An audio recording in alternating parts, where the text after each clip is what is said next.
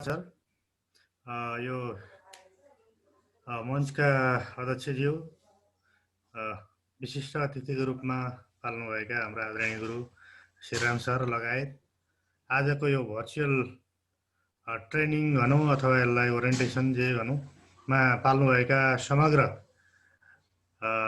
सामाजिक अध्ययन विषयलाई माया गर्ने, त्यसमा क्रियाशील सम्पूर्ण सरमेमहरूलाई म हार्दिक नमन गर्दै, हार्दिक स्वागत गर्दै मेरो आफ्नो प्रस्तुतिलाई अगाडि बढाउन गइरहेको छु। मैले धेरै कुराहरू केही गर्दिनँ, अब प्रस्तुतिबाटै धेरै कुराहरू अगाडि बढ्छन्। मैले सुरु गरेँ है। अब यो मैले सिधै गर्दा हुन्छ नि यहाँ? हजुर सर।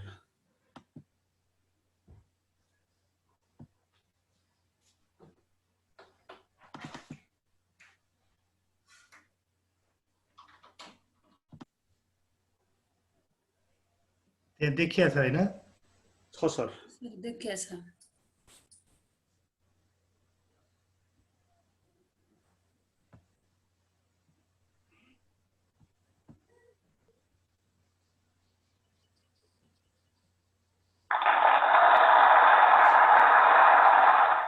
हुन्छ, मैले यहाँहरू सबैलाई पुनः स्वागत गरेँ। म हेमराज खतिवडा, अहिले परिचयको क्रममा भनिसक्नु भएको छ, पाठ्यक्रम विकास केन्द्र सानोठिमीबाट।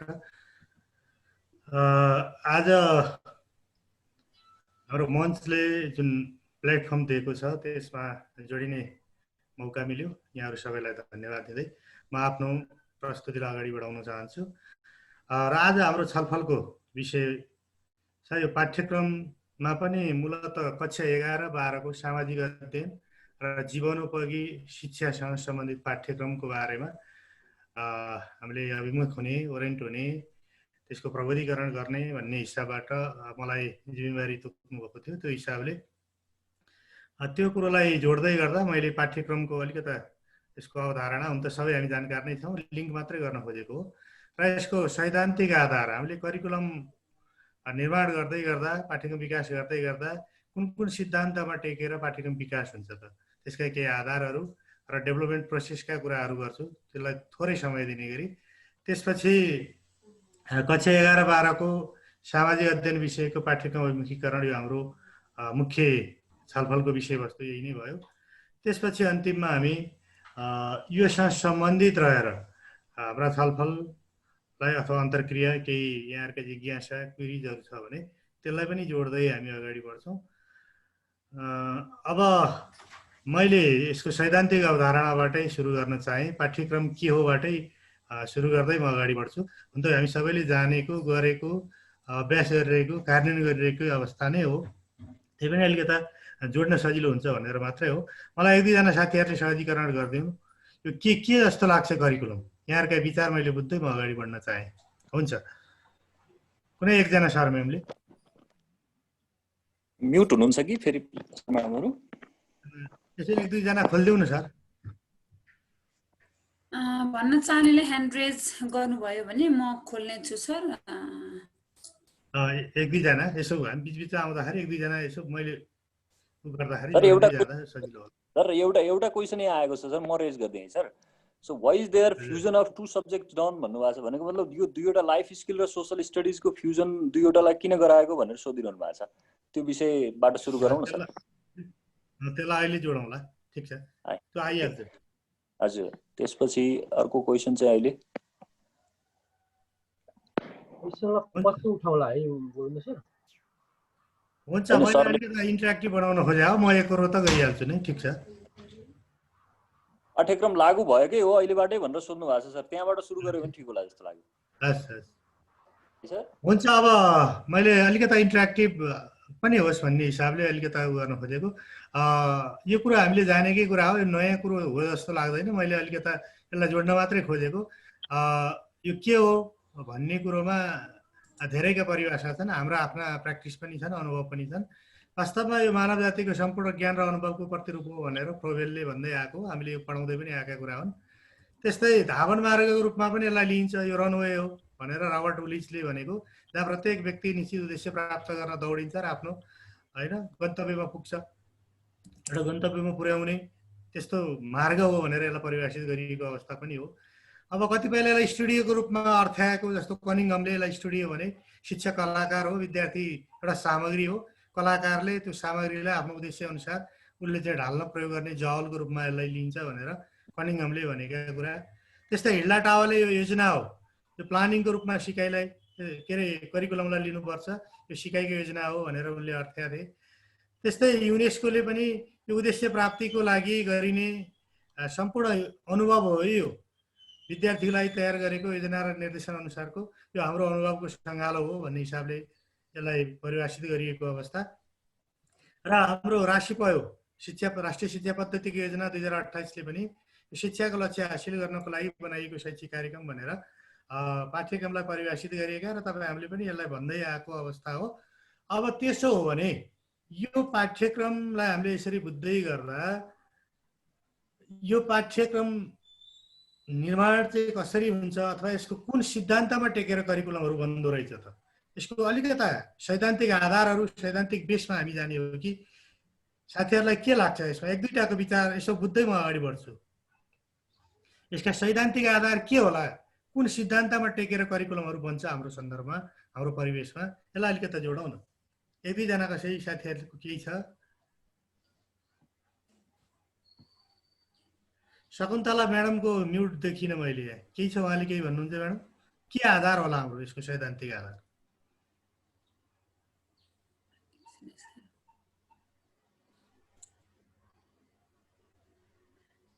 यो त निड बेसमा आधारित हो कि सर? आवश्यकता एउटा आवश्यकतामा आधारित हुन्छ भन्ने कुरा भयो। हजुर उठाउनु भएको रहेछ, म अनम्युट गरिदिन्छु है। हजुर अर्जुन सरले पनि उठाउनु भएको रहेछ। ल अर्जुन सर भन्नु, ल हजुरले भन्नु त। अनम्युट गरेर भन्नुहोस् त अर्जुन सर। पाठ्यक्रम समयअनुसार परिवर्तनशील हुनुपर्छ। यो परिवर्तनशील हुनुपर्छ भन्ने कुरा आयो। अब अर्को एउटा भनौँ नि, अगाडि बढौँ। J2 ल अनम्युट गर्नुहोस् त, ग्यालेक्सी J2। अर्को कन्टेम्पोरेरी सोसाइटी अनुसार हुनुपर्छ। समकालीन समाजका इस्युलाई, मुद्दाहरूलाई यसले एड्रेस गर्नुपर्छ भन्ने मान्यता। एकदम राम्रा कुराहरू, धेरै राम्रा कुराहरू आएको छ। अब हामी पनि यसलाई सरसर्ती हेर्दै अगाडि बढौँ। यसलाई धेरै टाइम दिने त होइन, त्यही पनि बुझ्ने कुरा रह्यो, हामीले बुझ्नै पर्छ भन्ने हो। अब यसका सैद्धान्तिक आधारको कुरा गर्दै गर्दा वास्तवमा यो पाठ्यक्रम विकासको सिद्धान्तमा एउटा कम्पिटेन्सी बेस्ड करिकुलम हुनुपर्छ अथवा सक्षमतामा आधारित हुनुपर्छ भन्न थालेछौँ हामी। पहिला चाहिँ हामी यो चाहिँ अब्जेक्टिभ बेस्ड करिकुलम भन्दै थियौँ भने अहिले चाहिँ सक्षमतामा आधारित पाठ्यक्रम हो हाम्रो। हाम्रा करिकुलमहरू सक्षमतामा आधारित हुनुपर्छ। सक्षमता भन्नासाथ अब यो विद्यार्थीले जुन हाम्रो सिक्न पर्ने कुराहरू छन् त्यसलाई उसले ठ्याक्कै व्यवहारमै ढालोस्, प्र्याक्टिकल्ली नै त्यो कुरो देखियोस् भन्ने हो। अथवा KSAVA भन्छौँ हामी, नलेज, स्किल, एटिच्युड, भ्यालु र एबिलिटी टु डु। यो पाँचवटा पक्षहरू चाहिँ सक्षमता हुनको लागि यी कुराहरू अनिवार्य हुन्छ भन्दो रहेछ। त्यसकारण हाम्रा करिकुलम यो KSAVA मा आधारित हुनुपर्छ भने हो है। त्यो सिद्धान्तले चाहिँ नलेज, स्किल, एटिच्युड, भ्यालु र एबिलिटी टु डुलाई चाहिँ एड्रेस गर्ने करिकुलम हुनुपर्छ भन्ने हो। अर्को भनेको करिकुलमहरू यो कम्प्रिहेन्सिभ र ब्यालेन्स हुनुपर्छ, त्यो अवधारणा अनुसार पाठ्यक्रम विकास गरिनुपर्छ भनेको हो। अब सन्तुलित हुनुपर्छ, हरेक विषय क्षेत्रलाई सन्तुलित ढङ्गबाट यसले अगाडि बढाउनुपर्छ भन्ने नै हो यसको आशय। अब धेरै छन्, अब म ठुलो अथवा म चाहिँ अनिवार्य हुनुपर्छ, हाम्रा विषयहरू पढाइ हुनुपर्छ भन्दै यहाँ धेरै विषयहरू आइरहेका हुन्छन्। कतिपय नयाँ नयाँ इस्युहरू आइरहेका हुन्छन्, नयाँ नयाँ विषयवस्तुहरू जन्मिरहेका हुन्छन्, क्रस कटिङ इस्युहरू आइरहेका हुन्छन्। यी सबै कुराहरूलाई ब्यालेन्स गरेर लानुपर्ने हाम्रो आवश्यकता पनि छ, बाध्यता पनि छ। त्यो हिसाबले पनि करिकुलम बन्दै गर्दा अलिकता बृहत हिसाबबाट पनि त्यो जानु पर्यो र त्यो ब्यालेन्स पनि हुनुपर्छ भन्ने अर्को सिद्धान्त हो। अर्को भनेको सिकाइका प्रमुख क्षेत्रलाई सङ्गठित गरेर पाठ्यक्रम बनाउनुपर्छ भन्ने पनि छ। अब यसका धेरै विषयवस्तुहरू हुन सक्छन्, तर मेन क्षेत्रहरूलाई चाहिँ यसले कभरेज गर्दै जानुपर्छ नै भन्ने हो। त्यस्तै यो इन्टिग्रेटेड एप्रोचबाट पनि यो बन्नुपर्छ करिकुलम, अथवा एकै सिद्धान्तको आधारमा भन्दै गर्दा हामी अब सामाजिक अध्ययनको कुरा गर्दा सामाजिक अध्ययन पनि एउटा इन्टिग्रेटेड एप्रोचबाटै बनेको करिकुलम हो। र अहिले कक्षा 1-3 मा पनि हामी इन्टिग्रेटेड करिकुलमका कुराहरू गर्दैछौँ र त्यसलाई कार्यान्वयन पनि गर्न गइरहेको अवस्था छ। त्यो हिसाबबाट अर्को सिद्धान्त भनेको करिकुलम चाहिँ एकीकृत सिद्धान्तको आधारमा निर्माण हुनुपर्छ भन्छ र अर्को बाल केन्द्रित विकासात्मक पद्धति अनुसार पाठ्यक्रम विकास गरिनुपर्छ भन्ने नै हो। चाइल्ड साइकोलोजीलाई ख्याल गर्दै उनीहरूको रुचि आवश्यकतालाई ख्याल गर्दै करिकुलम निर्माण हुनुपर्छ। 1-3कोलाई एउटा बाल विकासको अवस्था रहला, 4-5लाई अर्को रहला, 6-8लाई अर्को रहला, 9-10लाई हो, त्यो बाल विकासको अवस्थालाई ख्याल गर्दै करिकुलम बन्नुपर्छ। उनीहरूको रुचि आवश्यकता मनोविज्ञानलाई बुझेर करिकुलम बनाउनुपर्छ भन्ने हो। अर्को मातृभाषामा आधारित शिक्षाको सिद्धान्त करिकुलम बनाउँदै गर्दा मातृभाषालाई पनि ख्याल गरिनु पर्यो है। त्यो अहिले संविधान प्रदत्त त्यो अधिकार पनि हो मातृभाषामा शिक्षा पाउनु। त्यो हिसाबले करिकुलमहरू मातृभाषामा निर्माण हुनुपर्छ भन्ने कुरोलाई पनि यसले जोड दिएको हो। अर्को कुरो करिकुलम भन्दै गर्दा समावेशी शिक्षा नीति अनुसार करिकुलम बन्नुपर्छ भनेको त्यहाँ समावेशितालाई स्थान दिनुपर्छ। यीको आइरह्यो कसको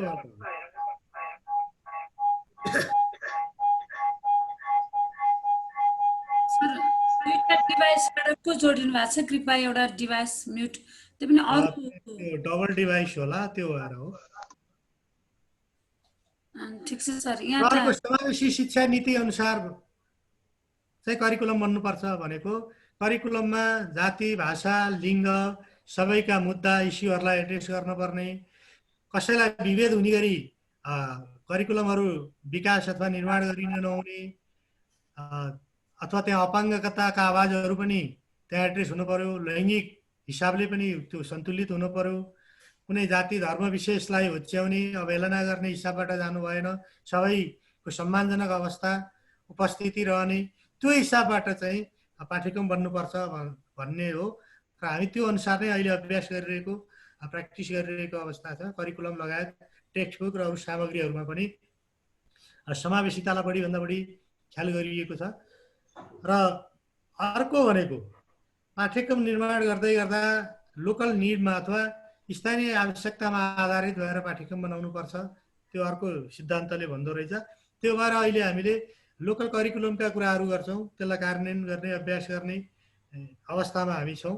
स्थानीय आवश्यकतालाई एड्रेस गर्ने गरी पाठ्यक्रम जानुपर्छ भन्दै गर्दा अहिले स्थानीय तहहरूले पनि यो आवश्यकतालाई एड्रेस गर्ने गरी करिकुलम बनाउन सक्ने अवस्था छ। पहिला पनि हामीले कतिपय केन्द्रबाट तयार गरिएकै विषयमा पनि 80% केन्द्रले र 20% सामाजिक, सियाक र शारीरिकमा चाहिँ लोकल लेभलबाटै करिकुलम चाहिँ तयार हुने भन्ने कुराहरू पनि थियो। यी हिसाबले पनि यो सिद्धान्तलाई एड्रेस गरेको जस्तो लाग्छ। अर्को छ सूचना तथा सञ्चार पद्धति शिक्षामा पाठ्यक्रम विकास सिद्धान्त। करिकुलम आइसिटी बेस हुनुपर्छ। अब अहिलेको जमानामा धेरै आइसिटीलाई एड्रेस गर्ने गरी त्यो एउटा मिडियमको रूपमा होस् अथवा त्यो कन्टेन्टको रूपमा होस्, त्यो हिसाबबाट जानुपर्छ भन्ने कुरालाई यसले एड्रेस गर्छ। त्यही भएर अहिले हामी भर्चुअल शिक्षामा अगाडि बढिरहेका छौँ। आइसिटीका कन्टेन्टहरूलाई पनि हामीले करिकुलममा एड्रेस गर्दै गइरहेको अवस्था छ। अर्को लाइफ स्किल बेस भएर जानुपर्छ है करिकुलम भनेर हाम्रो करिकुलमले बोले पनि रहेछ। जीवनोपयोगी सिपमा आधारित पाठ्यक्रम विकासको सिद्धान्त भनेको छ। अब अहिले हाम्रो सामाजिक एकजना सरले प्रश्न उठाउनु भएको थियो, किन आयो भन्दा एउटा यसलाई एड्रेस गर्ने एउटा आधार त्यो सामाजिक अध्ययन विषयमा इन्टिग्रेसन भएर जाने एउटा आधार बनेको जस्तो लाग्छ मलाई। अर्को छ कार्यप्रति अभिमुख पाठ्यक्रम विकासको सिद्धान्त भनेको वास्तवमा करिकुलमहरू व्यावहारिक भएन, प्र्याक्टिकल भएन, जीवनोपयोगी भएन, जनमुखी भएन, जनवादी भएन, जे भने पनि ती सबै कुरो जोडिने केसँग हो भन्दा त्यो कामसँग जोडिनुपर्छ, कार्यप्रति अभिमुख हुनुपर्छ, करिकुलम गरिखाने हुनुपर्छ भन्ने नै हो। त्यो कुरोलाई करिकुलमले जोड दिएको छ। त्यो भएर हामीले अलिकता प्र्याक्टिकल प्राविधिक टाइपका व्यावसायिक टाइपका विषयहरू पनि सुरुवात गरेका छौँ हामीले 9 देखि नै। र हाम्रा कतिपय ऐच्छिक विषयहरू चाहिँ यो कार्यप्रति अभिमुख हुने गरी जानुपर्छ भन्ने हिसाबबाट ऐच्छिक विषयको प्रावधान, त्यसमा पनि बढी ठ्याक्कै कामसँग जोडिने कतिपय ऐच्छिक विषयहरू पनि छन्। त्यो हिसाबबाट पनि यो सिद्धान्तले हामीलाई गाइड गरे जस्तो लाग्छ। अर्को पाठ्यक्रममा आधारित मूल्याङ्कन प्रक्रियाको सिद्धान्त। अर्को थ्योरीले के भन्छ भन्दाखेरि हाम्रो मूल्याङ्कन भनेको करिकुलम बेस भएर मूल्याङ्कन गरिनुपर्छ, न कि टेक्स्ट बुक बेस। पाठ्य पुस्तकमा आधारित भएर होइन, पाठ्यक्रममा आधारित भएर मूल्याङ्कन गरिनुपर्छ भन्ने हो हैन। के चौधरीको घर दाङमा छ, हामीले पढाउँथ्यौँ नि पहिला, हो। अनि फलानु चौधरीको घर कहाँ छ, उहाँको बाले के काम गर्नुहुन्छ भनेर हामीले प्रश्न बनाउँदै गर्दा वास्तवमा त्यो टेक्स्ट बुक बेस भएर हामीले मूल्याङ्कन गरिरहेको अवस्था हो, त्यो होइन। त्यहाँ हाम्रो सिकाइ उपलब्धिले के भनेको थियो, त्यो बालबालिकाको चाहिँ परिवारको सदस्यको नाम र नाता बताउने त्यहाँ थियो होला, अथवा आफ्नो पेसा परिवारको पेसा बताउने कुरो त्यहाँ हामीले सिकाइ उपलब्धि थियो भने मूल्याङ्कनले पनि त्यही मूल्याङ्कन गर्ने गरी प्रश्नहरू बनाउने अथवा सोध्ने अवस्था रहनुपर्छ भन्ने नै हो। हाम्रो सामाजिकमा बढी चाहिँ यो इस्युहरू उठान भएको हुन्छ, करिकुलम टेक्स्टबुकबाट आएन बाहिरबाट आयो भन्दै गर्दा यो कतिपय अवस्थामा चाहिँ करिकुलम बेस भएर पनि प्रश्नहरू आइरहेको हुन्छ, तर हामी टेक्स्टबुक बेस भएर प्रश्नहरू आएन कि भन्ने हाम्रो सवाल चासोहरू पनि रहिरहेको हुन्छ। त्यसकारण हामीले बुझ्नुपर्ने मुख्य कुरा भनेको मूल्याङ्कन चाहिँ करिकुलममा आधारित भएर हुनुपर्छ भन्ने हो। र अर्को पाठ्यक्रम विकास तथा सुधार प्रक्रियामा सहभागिताको सिद्धान्त, यो पार्टिसिपेटरी बेसबाट जानुपर्छ भन्ने नै हो। करिकुलम बनाउँदै गर्दा सुधार गर्दा त्यहाँ सरकारवालाहरूको चासो, सरकारवालाहरूको कन्सर्न त्यहाँ जोडिनुपर्छ। उहाँहरूको सुझावलाई, उहाँहरूको सहभागितामा उहाँहरूका विचारलाई एड्रेस गर्दै गइयो। जो कार्यान्वयन तहमा खटिने शिक्षकहरू हुनुहुन्छ उहाँहरूका विचारहरूलाई त्यहाँ एड्रेस गरियो, उहाँहरूका अनुभवलाई एड्रेस गरियो भने नै पाठ्यक्रम भोलि कामयाबी भन्छ भन्ने नै हो। त्यो हिसाबबाट पनि पाठ्यक्रम बन्नुपर्छ भन्ने रह्यो। र वैकल्पिक शिक्षा, खुला शिक्षा र दूर शिक्षा नीतिहरू पाठ्यक्रम निर्माण गरिनुपर्छ भन्ने कुरो हो। र अहिले हामी यो मोडालिटीमा बढी गइरहेको छौँ। वैकल्पिक शिक्षालाई हामीले यो हिसाबबाट पनि अहिले चाहिँ एड्रेस गरिरहेको हो। यो नहुँदा पनि हाम्रा वैकल्पिक शिक्षाका माध्यमबाट पनि पढाइ हुने अवस्थाहरू थिए, त्यो कुरो पनि आउनुपर्छ पाठ्यक्रम निर्माण गर्दा भन्ने हो। र अर्को मूल्य मान्यतामा आधारित पाठ्यक्रम विकास सिद्धान्त अथवा करिकुलम निर्माण गर्दै गर्दा यो चाहिँ विभिन्न मूल्यहरूलाई, हाम्रा सामाजिक मूल्य, हाम्रा सिभिक्स भ्यालुहरू, हाम्रा डेमोक्रेटिक भ्यालुहरू, सोसल भ्यालुहरूलाई प्रमोट गर्ने गरी अथवा ह्युमन भ्यालुहरूलाई प्रमोट गर्ने गरी चाहिँ पाठ्यक्रम विकास हुनुपर्छ भन्ने छ। त्यही भएर हामीले यी सबै भ्यालुहरूलाई एड्रेस गर्ने गरी अझ मूलत सामाजिकले देखिने गरी नै एड्रेस गर्छ।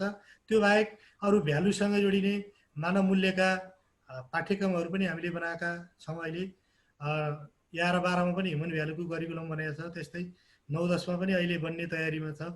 त्यो बाहेक अरू भ्यालुका कन्टेन्टहरूलाई इन्टिग्रेसन गर्दै पनि हामीले रहेका छौँ। र अर्को करिकुलम निर्माण हुँदाखेरि यो चाहिँ रिसर्च बेस हुनुपर्छ, खोजमा आधारित हुनुपर्छ भन्ने कुरालाई पनि यसले जोड दिएको छ। यी सिद्धान्तहरूमा टेकेर करिकुलम अथवा पाठ्यक्रम तयार हुनुपर्छ, विकास हुनुपर्छ भन्ने नै हो। यी कुराहरू गर्दै गर्दा अब हाम्रो 11-12को करिकुलम चाहिँ कस्तो रह्यो त सामाजिक अध्ययनको, त्यसमा हामी प्रवेश गर्छौँ। त्योभन्दा अगाडि पाठ्यक्रम विकास प्रक्रिया, त्यसो भए कसरी पाठ्यक्रम बन्दो रहेछ त, अलिकता यसको प्रक्रियाको बारेमा हेरौँ। सुरुमा हामी यो कुन विषयको पाठ्यक्रम बनाउने हो भन्ने कुरो पाठ्यक्रम मूल्याङ्कन परिषदले डिसाइड गरिसकेपछि हामी प्रक्रियामा जान्छौँ।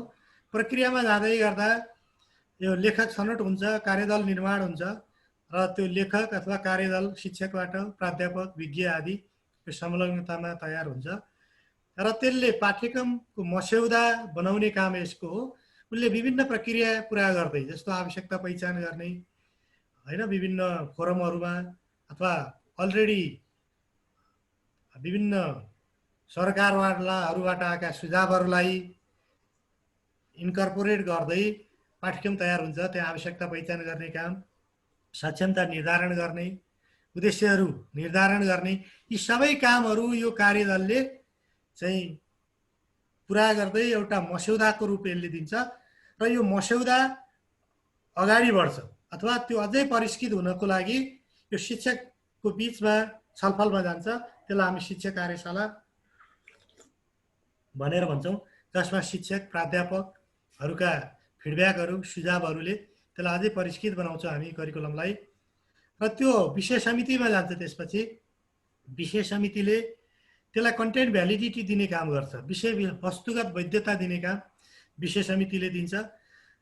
विषय समितिमा विभिन्न युनिभर्सिटीका प्रोफेसरहरू रहने अथवा रिटायर शैक्षिक प्रशासकहरू पनि रहने त्यहाँ अवस्था रहन्छ, अथवा शिक्षकहरूबाट रिटायर भएका शिक्षकहरू पनि त्यहाँ रहने अवस्था रहन्छ र पाठ्यक्रमका विषयविज्ञहरू र त्यहाँका चाहिँ शाखाप्रमुखहरू रहने हुन्छ र त्यसले विषयवस्तुलाई लगभग अन्तिम रूप दिन्छ, कन्टेन्टलाई भ्यालिडिटी दिने काम यसको हो।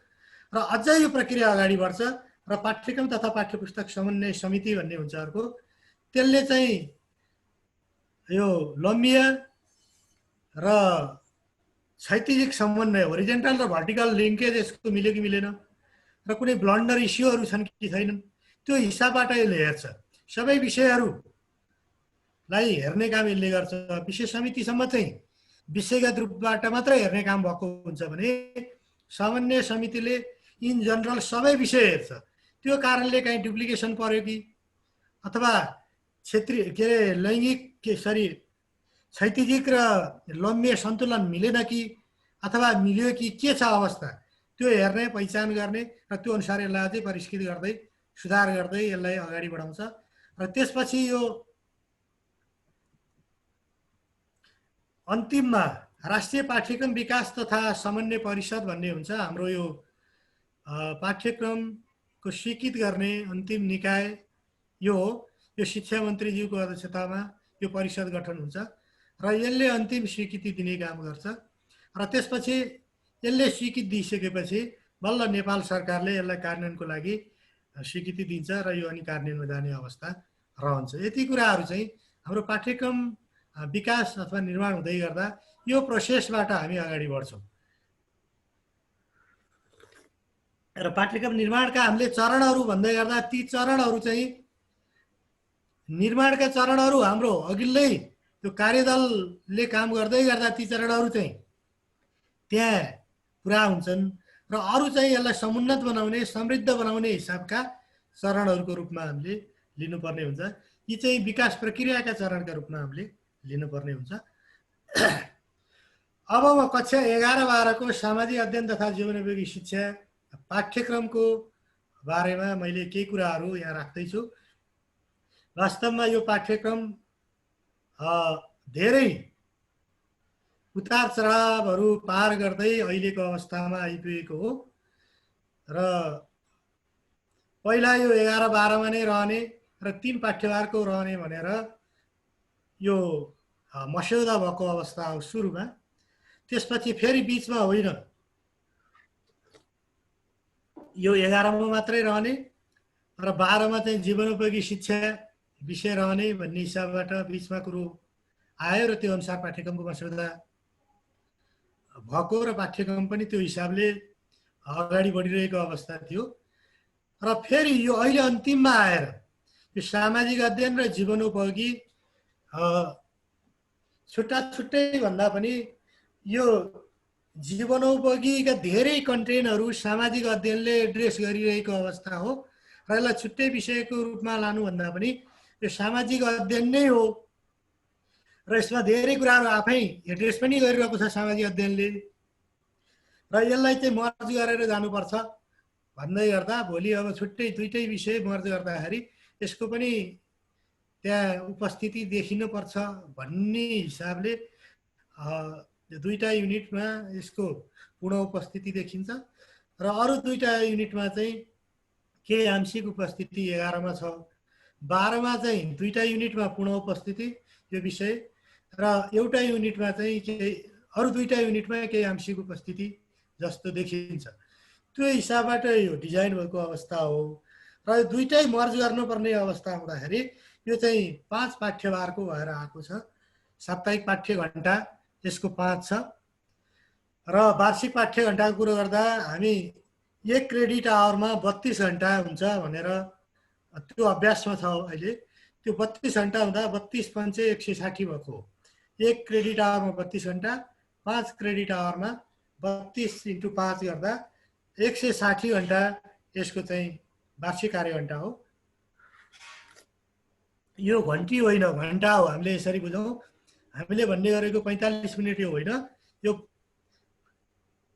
पूर्ण रूपमा 1 घण्टाको हामी कुरा गर्दैछौँ, त्यो हिसाबबाट बुझ्नुपर्छ।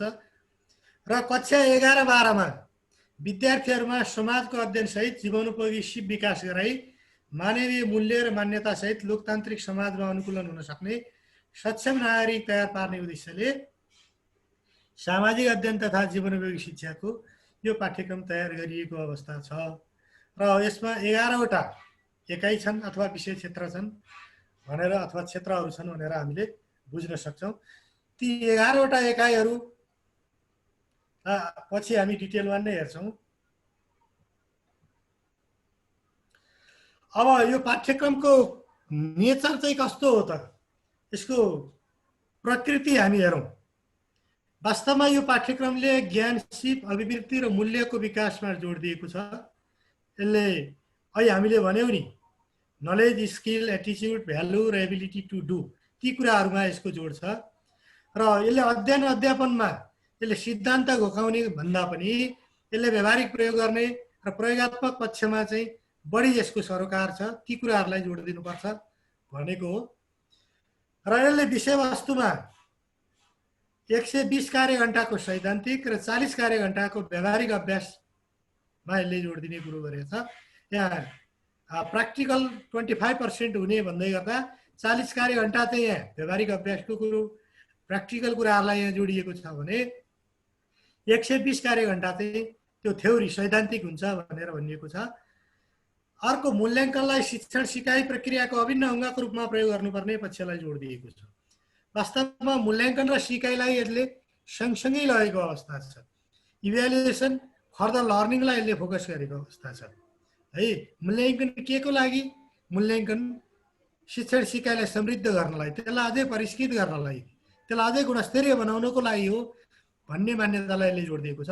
त्यो भएर हामीले यसमा प्र्याक्टिकल पक्षहरूलाई, प्रयोगात्मक पक्षहरूलाई सँगसँगै जोड्दै जान सक्छौँ भनेर त्यसमा पनि करिकुलमले जोड दिएको अवस्था छ। र मूल्याङ्कन प्रक्रियालाई सहजीकरण गर्नको लागि मूल्याङ्कनका आधार समेत यहाँ दिएको छ। त्यो आधारलाई टेकेर हामीले मूल्याङ्कन गर्न सक्छौँ, त्यो कुरो यहाँ करिकुलमले बोलेको छ। त्यस्तै यसको प्रकृतिको कुरा गर्दै गर्दा यसमा हामीले कम्पिटेन्सीहरू तयार गर्दै गर्दा अपेक्षित ज्ञान, सिप, अभिवृद्धि, मूल्य र कार्य तत्परतालाई समेटी यसको क्रियात्मक स्वरूपमा सक्षमता निर्धारण गरिएको छ। सक्षमता चाहिँ अलिकता एक्टिभिटी बेस भएर गरौँ, सक्षमता अलिकता गरेर सिक्ने हिसाबबाट जाओस् भन्ने हिसाबबाट आएको छ, न कि यसलाई सैद्धान्तिक हिसाबबाट ज्ञान मात्रै प्राप्त गरोस् भन्ने हिसाबबाट भन्दा पनि केही एक्सन पनि गरोस्, केही काम गरोस् हैन, त्यो हिसाबबाट आएको छ यसको सक्षमताहरू निर्धारण गर्दा। अहिले पछि हामी सक्षमता पनि हेर्छौँ। सिकाइको स्तर र सक्षमताको विशिष्टीकरण तथा अघिल्ला कक्षासँग लम्बीय सन्तुलन र अन्य विषयसँगको क्षैतिजिक सन्तुलनका आधारमा विषयवस्तुको क्षेत्र र क्रमलाई होरिजेन्टल र भर्टिकल लिङ्केज यहाँ स्थापित गरिएको छ भन्नुपर्छ। अर्को, विषयगत विशिष्टपन र मौलिकतालाई समेटी सिकाइ सहजीकरणका विधि तथा प्रक्रिया प्रस्तुत गरिएको छ। वास्तवमा यो विषय अरूभन्दा अलिकता फरक छ, विशिष्ट प्रकृतिको छ र यसको विशिष्टता र मौलिकतालाई ख्याल गरेर सहजीकरणका प्रक्रियालाई यहाँ उल्लेख गरिएको छ। र आन्तरिक र बाह्य दुवै मूल्याङ्कनका विधि र प्रक्रियाहरूलाई यसमा चाहिँ समावेश गरिएको छ र मूल्याङ्कन प्रक्रिया, विद्यार्थी मूल्याङ्कन, ती दुवैलाई इन्कर्पोरेट गरेर जानुपर्छ भन्ने कुरो छ।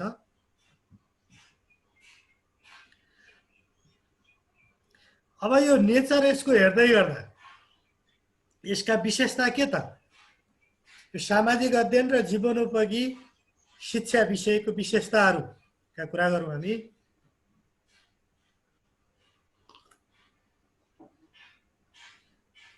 यो एकीकृत पाठ्यक्रमको रूपमा आएको छ एउटा विशेषता, यो इन्टिग्रेटेड एप्रोचबाट। यसैमा सामाजिकको नेचर नै इन्टिग्रेटेड प्रकृतिको छ। यसमा विभिन्न सामाजिक विज्ञानबाट विषयवस्तुहरू ल्याइएका छन् भने अझ अहिले त हामीले देखिने गरी नै लाइफ स्किललाई यहाँ जोडेका छौँ। त्यो हिसाबले पनि एउटा विशेषता भनेको यो इन्टिग्रेटेड करिकुलम हो भनेर भन्न सक्छौँ। अर्को भनेको क्रियाकलापमा आधारित हुन त सामाजिक अध्ययनलाई हामी यो एक्टिभिटी बेस्ड करिकुलम हो भन्दै गर्दा 11-12 को पनि धेरै कुराहरू गरेर सिक्ने, प्रयोगबाट सिक्ने, अभ्यासबाट सिक्ने, परियोजना कार्यबाट सिक्ने, समूह छलफलबाट सिक्ने हुँदाखेरि यो एक्टिभिटी बेस्ड करिकुलम हो भन्न सक्छौँ हामी। अर्को छ, यसले कम्पिटेन्सीलाई बढी फोकस गरेको छ। अहिले पनि हामीले भन्यौँ यो केएसएभिएमा आधारित छ। त्यो हिसाबले पनि यो सक्षमतामा आधारित पाठ्यक्रम हो भनेर हामी भन्न सक्छौँ। र यसले जीवनोपयोगी शिक्षालाई जोड दिएको छ, यो हामी जानकार नै छौँ। र आइसिटी बेस्ड छ, एउटा एकाइ नै हामीले आइसिटीलाई फोकस गर्ने भनेर यसमा जोडेका छौँ, जुन जीवनोपयोगी शिक्षामा पनि आइसिटी बेस्ड भएर जाने भनेर सूचना प्रविधिलाई यसले जोड दिएको छ। त्यस्तै गरी 25% आन्तरिक मूल्याङ्कनको प्रावधान रहेको छ। 25% आन्तरिक र 75% चाहिँ यो बाह्य मूल्याङ्कन गर्ने भनेर यो आएको छ। र अक्षराङ्कन पद्धतिबाट बाह्य मूल्याङ्कन गरिने भन्ने छ। र विभिन्न क्रस कटिङ इस्युहरूलाई जोड्दै जानुपर्छ भन्ने हिसाबबाट पनि यो पाठ्यक्रम विकास भएको छ। यो हिसाबबाट हामीले यसका विशेषताहरूलाई पहिचान गर्न सक्छौँ, खोजी गर्न सक्छौँ। अब म अगाडि बढेँ। यसका हामीले 11वटा एकाइ वा विषय क्षेत्रहरू छन् भन्दै गर्दा पहिलो सामाजिक तथा जीवनोपयोगी शिक्षाको अवधारणा भनेको छ। वास्तवमा पहिलो एकाइले दुवै विषय यहाँ जीवनोपयोगी शिक्षाको अवधारणालाई पनि केही जोड्न खोजिएको छ र सामाजिक अध्ययनको अवधारणालाई पनि यहाँ जोड्न खोजिएको छ। दोस्रो एकाइ भनेको यो जीवनोपयोगी शिक्षासँग जोडिएको एकाइ हो। यसमा जीवनोपयोगी सिपलाई आइसिटी अथवा सूचना प्रविधिसँग जोड्ने हिसाबबाट लाइफ स्किल आएको छ यो दोस्रो एकाइमा। त्यस्तै तेस्रो एकाइ हामीले भन्ने गरेको जीवनोपयोगी सिपका सिपहरूलाई नै फोकस गर्ने गरी यसलाई जोड दिएको छ। यसमा मूलत 10वटा सिपहरू हामीले लाइफ स्किलका 10वटा सिप भन्छ WHO ले, ती 10वटा सिपहरूलाई फोकस गर्ने गरी 11मा 5वटा र 12मा 5वटा सिपहरूलाई फोकस गर्ने गरी यो जीवनोपयोगी सिप आएको छ एकाइ 3मा। एकाइ 4मा मानव समाजको उद्भव र विकास, यो सोसियोलोजी र एन्थ्रोपोलोजीको टपिक हो। यो एकाइ 5मा भूगोल छ र हामीले नितान्त यसलाई भूगोल मात्रै भनेको छैनौँ। यो भूगोल सामाजिक अध्ययनसँग जोडिने भूगोल, त्यो हिसाबले त्यहाँ सामाजिक जीवन भनियो। भूगोललाई भूगोलकै कन्टेन्टको रूपमा पढाउने होइन, हाम्रो सामाजिक जीवनसँग यसलाई जोड्नुपर्छ, हाम्रो व्यवहारसँग जोड्नुपर्छ, तब न त्यो भूगोलको सामाजिक अध्ययनको उपस्थिति सार्थक हुन्छ भन्ने हिसाबले भूगोल र सामाजिक जीवन भनेर त्यहाँ जोडिएको हो। र अर्को एकाइ 6 चाहिँ इतिहाससँग जोडिएको छ।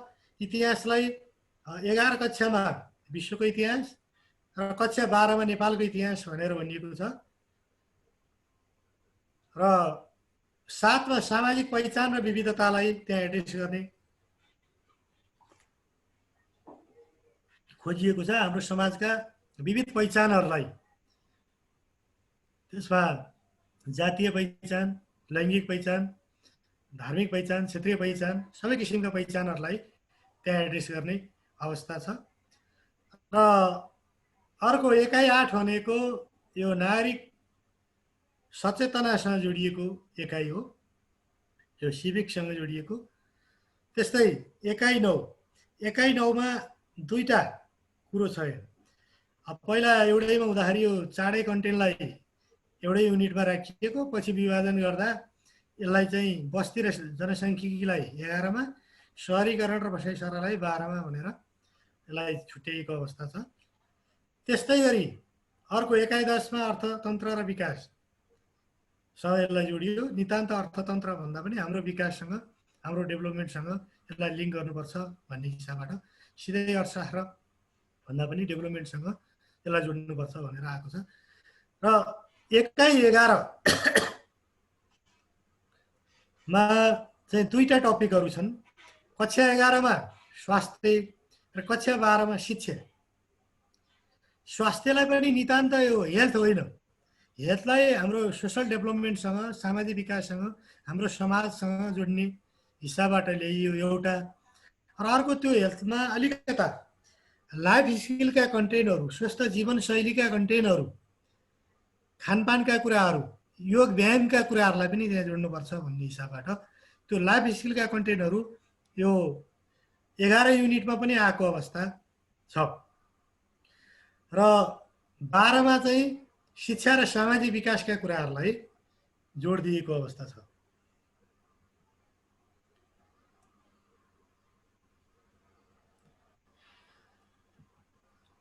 अब सक्षमता चाहिँ यसले 13 वटा सक्षमताहरू राखेको रहेछ।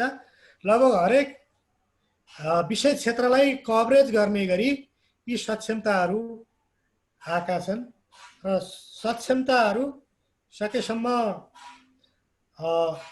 अलिकता क्रियात्मक हिसाबबाट विद्यार्थीहरूले अलिकता केही कुरा गरून्, अभ्यासमै केही कुरो ल्याउन्, व्यवहारमै त्यसलाई अभ्यास गरून् भन्ने हिसाबबाट आएको छ।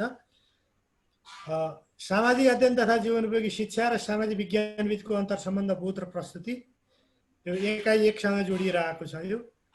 यो जीवनोपयोगी सिपहरूका अतिरिक्त व्यक्तिगत र सामाजिक जीवनमा अनुसन्धान र सूचना तथा सञ्चार प्रविधिका साधनको प्रयोगको लागि जीवनोपयोगी सिपको रूपमा उपयोग भनेर लगभग यो एकाइ 2 सँग जोडिएर यो आएको जस्तो देखिन्छ। सामाजिक जीवनमा जीवनोपयोगी सिप विकास प्रयोग एवं स्वास्थ्य जीवनशैलीको व्यवहारिक अभ्यास भनेको ठ्याक्कै हामीले लाइफ स्किल आइसिटी बाहेकका लाइफ स्किललाई यसले एड्रेस गरेको जस्तो देखिन्छ तेस्रो बुलेटले। चौथो चाहिँ हाम्रो चौथो एकाइसँगै यसको बढी सरोकार छ जस्तो लाग्छ। मानव जाति तथा समाजको विकास क्रमको विश्लेषण एवं समाज विश्व दृष्टिकोण र जीवन दर्शनको अन्तर्सम्बन्ध बोध र उपयोग। मानव जाति र समाजको विकास क्रमको विश्लेषण चाहिँ 11 को सँग, पछिल्लो चाहिँ 12 को सँग दुईटैलाई जोडेर त्यो एकाइको एउटा बनाएको हो। अर्को भूगोल र मानव जीवनबिचको अन्तर्सम्बन्ध र बोध र त्यसलाई कसरी एडप्ट गर्ने त है, हामीले समाजसँग त जोड्यौँ, सामाजिक जीवनसँग जोड्यौँ भनेपछि समाजसँग त अनुकूलित हुने होला भन्ने हिसाबबाट त्यहाँ अनुकूलन भनेर भनिएको छ। र अर्को नेपाल तथा विश्वका ऐतिहासिक तथ्यहरूको खोजी एवं त्यसका कारण र प्रभावको विवेचना। वास्तवमा खोजी गर्ने कुरो र कारण र प्रभावहरू चाहिँ बढी सरोकारित हुने होला नि। हिस्ट्री हामीले पढाउँदै गर्दा त्यसका प्रभावसँग हामी बढी अहिले चाहिँ जोडिने होला। त्यो हिसाबले पनि कारण र प्रभावहरूको विवेचना गर्नुपर्छ भन्ने हिसाबबाट यहाँ सक्षमता आएको छ।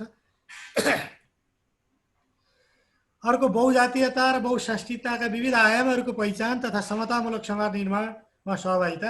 अहिले हामीले त्यो समावेशिताको कुरो गर्दै गर्दा समावेशिता किन त भन्दा त्यसको आयामहरू बुझेर त्यसको आयामहरूलाई हामीले पहिचान गरेर त्यो पहिचान के को लागि त भन्दा समतामूलक समाज निर्माणको लागि उसको उपस्थिति त्यहाँ रहनुपर्छ, उसको योगदान रहनुपर्छ, उसको पार्टिसिपेसन त्यहाँ रहनुपर्छ भन्ने हिसाबबाट त्यहाँ सहभागिताको कुरो गरिएको अवस्था छ। नेपालको विगत र वर्तमान संविधानको तुलना र नारी अधिकारप्रतिको सचेतना र कर्तव्यको पालना यो नारी सचेतनासँग जोडिएर आयो। अर्को जनसाङ्ख्यिकी, बसाइसराई, बस्ती विकास र सहरीकरणको अन्तर्सम्बन्धको खोज र प्रस्तुति हामीले यहाँ गर्छौँ। किन यी कुराहरू भन्दा यी कुराहरूको अन्तर्सम्बन्धको खोजी गर्ने र त्यसको प्रस्तुतिकरण गर्ने भन्ने रह्यो। र नेपालको अर्थतन्त्र र विकासका आयामहरू सहको अन्तर्सम्बन्धको बोध र प्रस्तुति भन्यो। वास्तवमा अर्थतन्त्र र विकासका आयामहरूको त्यहाँ अन्तर्सम्बन्धको खोजी हुनुपर्छ भन्ने हो। अर्को समसामयिक घटना विश्लेषण र सकारात्मक प्रभावको उपयोग। यहाँ समसामयिकतालाई पनि हामीले जोडेका छौँ। त्यो चाहिँ त्यो अर्थतन्त्र र विकास भन्ने युनिटमा त्यो जोडिएर आउँछ। हाम्रो सामाजिक अध्ययनको एउटा पार्ट भनौँ, एउटा विषयवस्तु भनौँ, एउटा अभिन्न अङ्ग यो समसामयिक घटना पनि हो। त्यो कुरोलाई पनि सँगसँगै जोड्दै जानुपर्छ भन्ने हिसाबबाट यो आएको छ। र सामाजिक अध्ययन र जीवनोपयोगी शिक्षामा सूचना प्रविधिको प्रयोग र प्रस्तुति र विकास र सामाजिक परिवर्तनमा शिक्षा र स्वास्थ्यले पार्ने प्रभावको विश्लेषण भनेर। शिक्षा र स्वास्थ्य हेल्थ एजुकेसन होइन, यहाँ चाहिँ हाम्रो सामाजिक विकासमा अथवा सामाजिक परिवर्तनमा के योगदान रह्यो, यिनीहरूको भूमिका के रहन्छ, यसको प्रभाव के हो त, त्यसको खोजी गर्नुपर्छ भन्ने हिसाबबाट यो सक्षमता यहाँ आएको छ।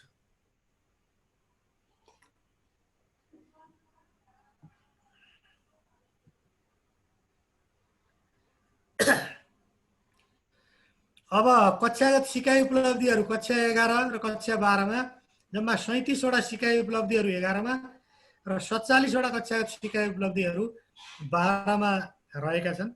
अब मैले यसलाई त्यति धेरै फोकस गर्दिन। यो सिकाइ उपलब्धि को यसको नेचरको कुरा गर्दा यो सिकाइ उपलब्धि कस्ता नेचरका हाम्रा सिकाइ उपलब्धि छन्, यो मात्रै ज्ञान प्राप्त गर्दा हुने अथवा ज्ञानलाई फोकस गर्ने टाइपका हुन् कि यो भन्दा फरक छन्।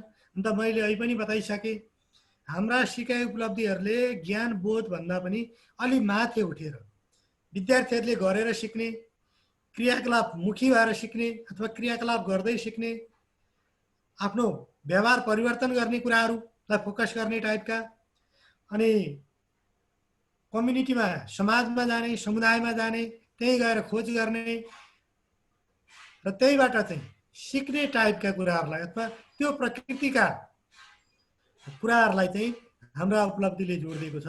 त्यो भएर पनि हामीले धेरै कुराहरू व्यावहारिक रूपमा प्रयोग गर्ने हिसाबबाट, त्यसलाई प्रस्तुतिकरण गर्ने हिसाबबाट, व्यावहारिक रूपमा चाहिँ प्रयोग गर्ने अभ्यास गर्ने हिसाबबाट यी कक्षागत सिकाइ उपलब्धिहरू चाहिँ यहाँ आएका छन्। यो सिकाइ उपलब्धिलाई मैले त्यति लामो समय दिन्न, यहाँहरूले यो पाइहाल्नुहुन्छ। यो ह्यान्डआउटमा पनि हुन्छ नै, यो धेरै साथीहरूले पाइ पनि सक्नुभएको छ। मैले 47 वटै अथवा 37 वटै पढेँ भने यसले धेरै समय लिन सक्ने अवस्था रहन्छ। अब यो कन्टेन्ट एरियासँग चाहिँ मैले अलिकता यसलाई जोड्दै जान चाहेँ। वास्तवमा एकाइ एकमा हामीले कस्ता कस्ता कन्टेन्टलाई जोडिदियौँ त कक्षा 11 मा अनि कक्षा 12 मा, यसमा चाहिँ म जोडेर जान चाहन्छु। यो कक्षा 11 मा 3टा कुराहरूलाई जोडिदिएको छ। सामाजिक अध्ययन तथा जीवनोपयोगी शिक्षाको अर्थ, स्वरूप र महत्त्व भन्छ। यसको अर्थ जान्न पर्यो, स्वरूप नेचर के हो र किन यसको आवश्यकता छ, महत्त्व किन छ भन्ने कुरो। अर्को सामाजिक अध्ययन, सामाजिक शिक्षा र सामाजिक विज्ञानको भिन्नता, यसमा के फरक छ त्यो कुरो जान्नुपर्छ र अन्तरसम्बन्ध, यिनीहरू बिचको अन्तरसम्बन्ध के हो। दोस्रो र तेस्रोमा सामाजिक अध्ययनका सिप र जीवनोपयोगी सिपको अवधारणा। हाम्रो सामाजिक अध्ययनका सिपहरू पनि छन् हैन, सृजनात्मक सिपहरू छन्, त्यहाँ प्र्याक्टिकल सिपहरू छन्, सामाजिक सिपहरू छन्, ती सिपहरू पनि जान्न पर्यो। र जीवनोपयोगी सिपका पनि डिटेलमा चाहिँ हामी 3 एकाइमा पढ्छौँ, तर त्यसको डिटेल होइन, इन जनरलमा बुदागत रूपमा सम्म भन्यो त्यो चाहिँ एकाइ एकमै रहन्छन् भन्ने हिसाबबाट यहाँ राखिएको हो। के सिपहरू छन् भन्दै गर्दा यी सिपहरू छन् है मात्रै भन्ने कुरो चाहिँ यसमा जाने हो, हामी यसमा डिटेलमा जाँदैनौँ। यति 3टा कुराहरू रहे 11 मा। अब 12 मा चाहिँ 12 मा 2टा कुरोलाई बढी फोकस गरिएको छ। एउटा भनेको यो 2टा विषय बिचको अथवा सामाजिक अध्ययन र जीवनोपयोगी शिक्षाको इन्टर रिलेसनका कुरा गर्छौँ। दोस्रो भनेको यो जीवनोपयोगी शिक्षा, जीवनोपयोगी सिप र स्वस्थ जीवनशैली बिचको अन्तरसम्बन्ध। यहाँ 2टा कुरो चाहिँ अलिकता यहाँहरूले बुझ्नुपर्छ है। जीवनोपयोगी शिक्षा पनि आइरहेछ सँगसँगै, सिप पनि सँगसँगै आएको छ। Excuse me, slide. Screen share नभएको कि यो हाइपरलिङ्क गरेको नआएको कि के हो सर? हाइपरलिङ्क हो यो, यसलाई फेरि सेयर गर्नुपर्ने हो, फेरि सेर्नुपर्ने हो यसलाई। हजुरले त्यहाँ डकुमेन्ट लिङ्क अप गराउनु भएको छ, त्यो देखाउनु खोज्नु भएको सर? मैले लिङ्क अप गराएको थिएँ, त्यसलाई डबल क्लिक गरिदिनु सर, हुन्छ। त्यसलाई फेरि सेयरमा सेर्नु पर्यो होइन, स्क्रिन सेयरमा पर्दैन सर, त्यही लिङ्कलाई नै क्लिक गर्दा हुन्छ कि? मैले लिङ्कै क्लिक गर्दा यो देखियो त फेरि मैले चाहिँ। सर डबल क्लिक गर्नुहोस् त सर। डबल क्लिक के सर? डबल क्लिक त्यही त म एक कुरो बोलिरहेको छु। टप गरेर सेयर गर्नु भयो नि हुन्छ सर एकचोटि फेरि। यसलाई म अर्कोबाट यसको ओरिजिनल डकुमेन्टबाटै सेयर गर्छु नि त। स्लाइड सो हटाएर त्यो मिनिमाइज गरेर गर्नुभयो पनि आउँछ होला सर? आयो? आएन सर, एकचोटि स्टप गरेर। यहाँबाट सर डबल क्लिक गर्नु सर, त्यहाँबाट आउँछ कि? आउँदैन, स्क्रिन सेयर नभएको बेलामा त झन् आउँदैन। स्लाइड सो नै हुनुपर्छ सर, हाइपरलिङ्क आउनलाई त। अब आउँछ होला। फेरि स्लाइड शो गरेर गर्नु भयो सर। चित्रक्रममै हुनुहुन्थ्यो अरे। आयो सर? आयो सर, आयो। त्यही त म एकरो बोलिरहेको छु नि।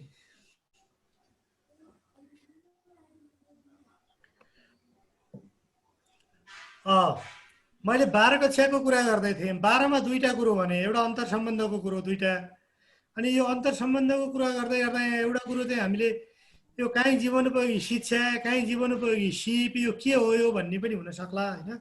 यसमा अलिकति हामी क्लियर हुनु पर्यो। वास्तवमा यो जीवनोपयोगी सिप नै हो है, यो शिक्षा चाहिँ होइन। अब हामीले अहिलेसम्म शिक्षा हुन सकेका छैन। अब हामीले शिक्षा बनाउँदैछौँ हामीले चाहिँ बल्ल। यो शिक्षा एउटा विषयको रूपमा पनि अहिलेसम्म आइसकेका पनि अवस्था होइन। अब हाम्रो नामै शिक्षा भनेर आइसकेपछि त्यो शिक्षा नै भनिएको छ यो युनिटमा चाहिँ। तलतिर गएर हामीले शिक्षा भन्दैनौँ, सिप भन्छौँ। अब यो शिक्षा चाहिँ अहिले हामीले गर्ने कुरो है। यसलाई विषयको रूपमा, शिक्षाको रूपमा हामीले बुझ्न खोज्यौँ। सिप भने चाहिँ हिजोदेखि हामीले सिपकै रूपमा यसलाई प्रयोग गर्दै आइरहेको हो। त्यही 10 वटा सिपसँग जोडेर नै यसलाई हामीले फोकस गरेका छौँ र आइसिटीसँग जोडेर यसलाई फोकस गर्न खोजेका छौँ। र त्यसमा चाहिँ अन्तर सम्बन्धको किन यो चाहियो र स्वस्थ जीवनशैली बिचको अन्तर सम्बन्धको कुरो किन यहाँ जोड्नु पर्यो। जस्तो पूर्वीय चिन्तन परम्परा र पाश्चात्य चिन्तन परम्परासँगै अलिकता दर्शनका यी दुईटा कन्टेन्ट पनि यो लाइफ स्किलका कन्टेन्टका रूपमा आएका हुन्। लाइफ स्किल कहाँ छ भन्दै गर्दा यो पूर्वीय चिन्तन परम्परा र भइरहेका अभ्यास र पाश्चात्य चिन्तन परम्परा र भइरहेका अभ्यास यी चाहिँ लाइफ स्किलबाटै ल्याइएका कन्टेन्ट हुन् भनेर हामीले बुझ्नुपर्छ है। पछि यसलाई इन्टिग्रेसन गर्दै गर्दा यो कन्टेन्ट चाहिँ लाइफ स्किलमा थिए, ती कन्टेन्टहरू ल्याएर यहाँ राखिएको अवस्था छ। अब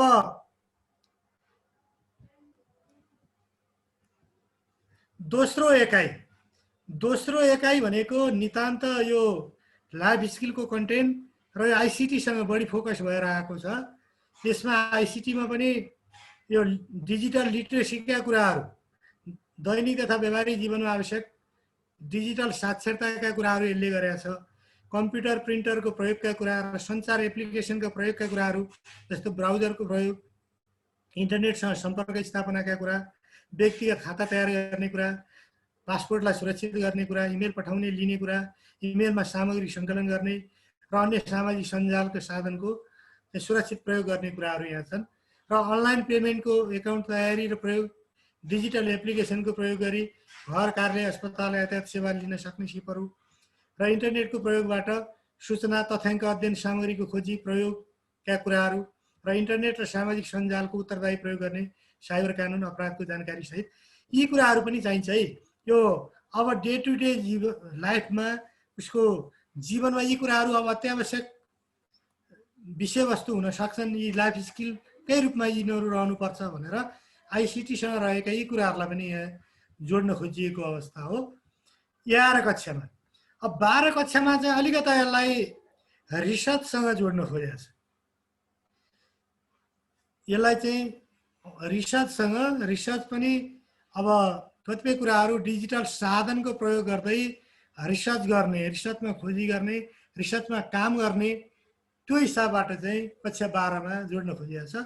अनुसन्धान, परिचय, सामाजिक अध्ययनमा प्रयोग हुने विधि, तथ्याङ्क, सूचनाको परिचय, यिनीहरू बीच फरक र अन्तर सम्बन्धको कुरा त्यहाँ गर्न खोजिएको छ। त्यस्तै सहसम्बन्ध र कार्यकारण सम्बन्धको अवधारणाका कुरो त्यहाँ गर्न खोजिएको छ। अध्ययन प्रस्तावनाको संरचना, प्रपोजल बनाउने कुरो, लेखन कार्यमा अरूको लेख रचनाको प्रयोग गर्दा ध्यान दिनुपर्ने नैतिक पक्षहरूका कुराहरू त्यहाँ गर्न खोजिएको छ। सामाजिक अध्ययनका लागि समस्या निर्माण, अध्ययन विधि, चयन, सर्वे, अन्तर्वार्ता, क्षेत्र अवलोकन गर्ने, सामाजिक अध्ययन र सूचना सङ्कलनका विधिहरू, साधनहरूका कुरा गर्ने, डिजिटल साधनको समेत प्रयोग गरेर सूचना सङ्कलन गर्ने कुराहरू त्यहाँ आएको छ। जस्तै गुगल सर्वे गर्ने, त्यसका गुगल सर्वे फारमहरू, सामाजिक सञ्जाल, कमर्सियल सफ्टवेयरको प्रयोग, परिचयका कुराहरू। त्यस्तै तथ्याङ्क वा सूचनाको विश्लेषण र प्रस्तुतीकरण, एक्सेल वा अन्य साधनमा डाटा इन्ट्री गर्ने, तालिका, ग्राफ, चार्टमा डाटा प्रस्तुत गर्ने कुराहरू। त्यस्तै एक्सेल वा अन्य साधनको प्रयोगबाट विभिन्न स्प्रेडसिटहरू तयार गर्ने, जस्तो मध्यक,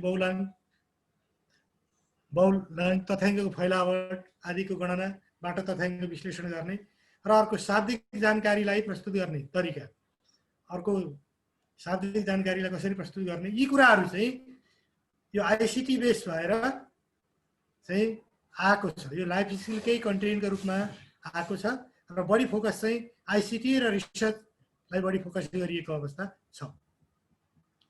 अब एकाइ 3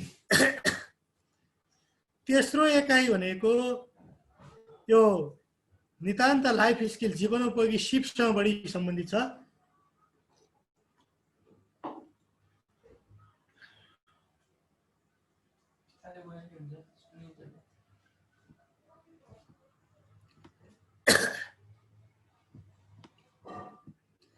यसमा कक्षा 11 मा 5 वटा सिपहरू छन्। पहिलो भनेको डिसिजन मेकिङमा पनि केही त्यसमा सब टपिकहरू छ, जस्तो निर्णय नै के हो, पहिला निर्णयको परिचय र प्रकार, निर्णय प्रक्रियाका चरण, प्रयोग र अभ्यास, त्यसका चरण के हो, त्यसलाई प्रयोग गर्दै भोलि अभ्यासमा कसरी जान सकिन्छ भन्ने कुरो, र कुन कुन अवस्थामा निर्णय गर्दा अनिर्णित पनि हुन सक्ने अवस्था हुन सक्छ, त्यस्ता अनिर्णित हुने अवस्थाहरू के हुन् भन्ने कुरोहरू डिसिजन मेकिङ प्रक्रियामा चाहिँ जानुपर्छ। यो 3टा कुराहरू आउनुपर्छ भन्ने छ। र अर्को प्रब्लम सल्भिङमा पनि त्यहाँ 2-3टा कुराहरूलाई फोकस गरेको छ। एउटा समस्याको परिचय र पहिचान गर्ने कुरो, अर्को समस्या समाधानका चरणहरू, र अर्को समस्या समाधानको व्यवहारिक अभ्यास गर्ने कुराहरूलाई जोड दिनुपर्छ भन्ने छ। यो चाहिँ अलिकति प्र्याक्टिकल हिसाबबाटै, त्यो हिसाबबाटै व्यवहारिक अभ्यासको कुराहरू हरेकमा राखिएको छ। तेस्रोमा सञ्चार सिपको कुरो छ, कम्युनिकेसन। सञ्चार सिपको पहिचान र प्रकार, सञ्चारका अवरोधकहरू केहरू त्यसका बाधाका रूपमा रहन्छन्, अवरोधकका रूपमा, अब्स्ट्याकलको रूपमा भन्ने कुरो रह्यो। र प्रभावकारी सञ्चार कसरी स्थापित गर्न सकिन्छ, र प्रभावकारी सञ्चारका माध्यम र अभ्यास कसरी गर्ने, र अर्को सञ्चारमा सामाजिक सञ्चारको सदुपयोग गर्ने कुरो पनि महत्त्वपूर्ण रहन्छ, त्यसलाई कसरी सदुपयोग गर्ने, यी कुराहरू आउनुपर्छ भन्ने छ। र अर्को तनाव व्यवस्थापन, स्ट्रेस म्यानेज गर्ने कुरो पनि जीवनसँग जोडिने, जीवनका हरेक समय पक्षहरूमा यो तनावहरू सिर्जना भइरहने, र त्यो कारणले पनि तनावको अर्थ, सृजित अवस्था र असरहरू, तनाव व्यवस्थापनका उपायहरू, तनाव व्यवस्थापनमा विभिन्न उपाय हुन सक्छन्।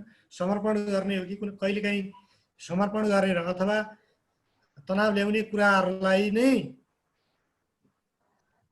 समर्पण गरेर जाने अवस्था होला। कहिलेकाहीँ चाहिँ अलिकति प्रतिरोध गरेर त्यसलाई हामी घटाउन खोज्छौँ होला। कहिलेकाहीँ सम्झौता गरेर जाँदा पनि तनावलाई हाम्रा आनी बानी, व्यवहार, संस्कार, चिन्तनलाई पनि सम्झौता गर्ने, त्यसलाई त्याग्ने, त्योबाट पनि तनावलाई मिनिमाइज गर्न सकिने होला। यी 3टा कुरालाई व्यवहारिक अभ्यास गर्ने कुरोलाई यहाँ जोड दिएको छ। अर्को रणनीति के हुन्छ, स्ट्राटेजी तनाव व्यवस्थापनका, त्यसका धेरै रणनीतिहरू हुन सक्छन्, ती रणनीतिहरूलाई जोड दिनु पर्ला। र अर्को तनावसँग वास्तवमा द्वन्द्व र त्यसले निम्त्याउने तनाव र द्वन्द्व रूपान्तरणलाई पनि जोड दिँदै, र तनाव व्यवस्थापनमा मनोसामाजिक परामर्श, योग र ध्यानको पनि महत्त्व रहन्छ भन्ने कुरोलाई जोड्नुपर्छ भन्ने कुरो आएको छ। र अर्को इन्टरपर्सनल स्किल, अन्तर्वैयक्तिक सिप र सम्बन्धका कुराहरू। वास्तवमा अन्तर्वैयक्तिक सिप भनेको चाहिँ धेरै कुराहरू योसँग जोडिएर आउँछ। यो सबै सिपहरूको एउटा छाता सिप भन्दा पनि हुने रहेछ। तपाईँको सञ्चार सिप पनि यसमै जोडिन्छ, तनाव, एसर्टिभनेसका कुराहरू पनि यसमा आउने, धेरै कुराहरू यसमा आउँछ। यी सबैको छाता सिप जस्तो पनि रहेछ। पहिला त्यो के हो त इन्टरपर्सनल स्किल, त्यसले र त्यसको सम्बन्धका कुराहरू गर्ने, र त्यसको अर्थ र महत्त्व, र अन्तर्वैयक्तिक सम्बन्ध सुधारका उपायहरू के हुन सक्छन्, र सामाजिक सञ्जालको भूमिका के हुन्छ यसमा, अन्तर्वैयक्तिक सम्बन्ध स्थापना अथवा त्यसलाई प्रगाढ बनाउन यसको पनि भूमिका होला, सामाजिक सञ्जालको, त्यसलाई कसरी प्रयोग गर्ने भन्ने कुरो त्यहाँ रहला। र अर्को असल नेतृत्वको लागि अन्तर्वैयक्तिक सम्बन्धको व्यवस्थापन कसरी गर्ने, र टिमवर्क र नेतृत्व विकास पनि यसको एउटा अवयवको रूपमा त्यहाँ रहन्छ भनेर यति कुराहरू यहाँ गरिएको छ। 5 वटा कुराहरू, र यसमा पनि 5 वटा छ, 12 मा पनि 5 वटा नै छन्।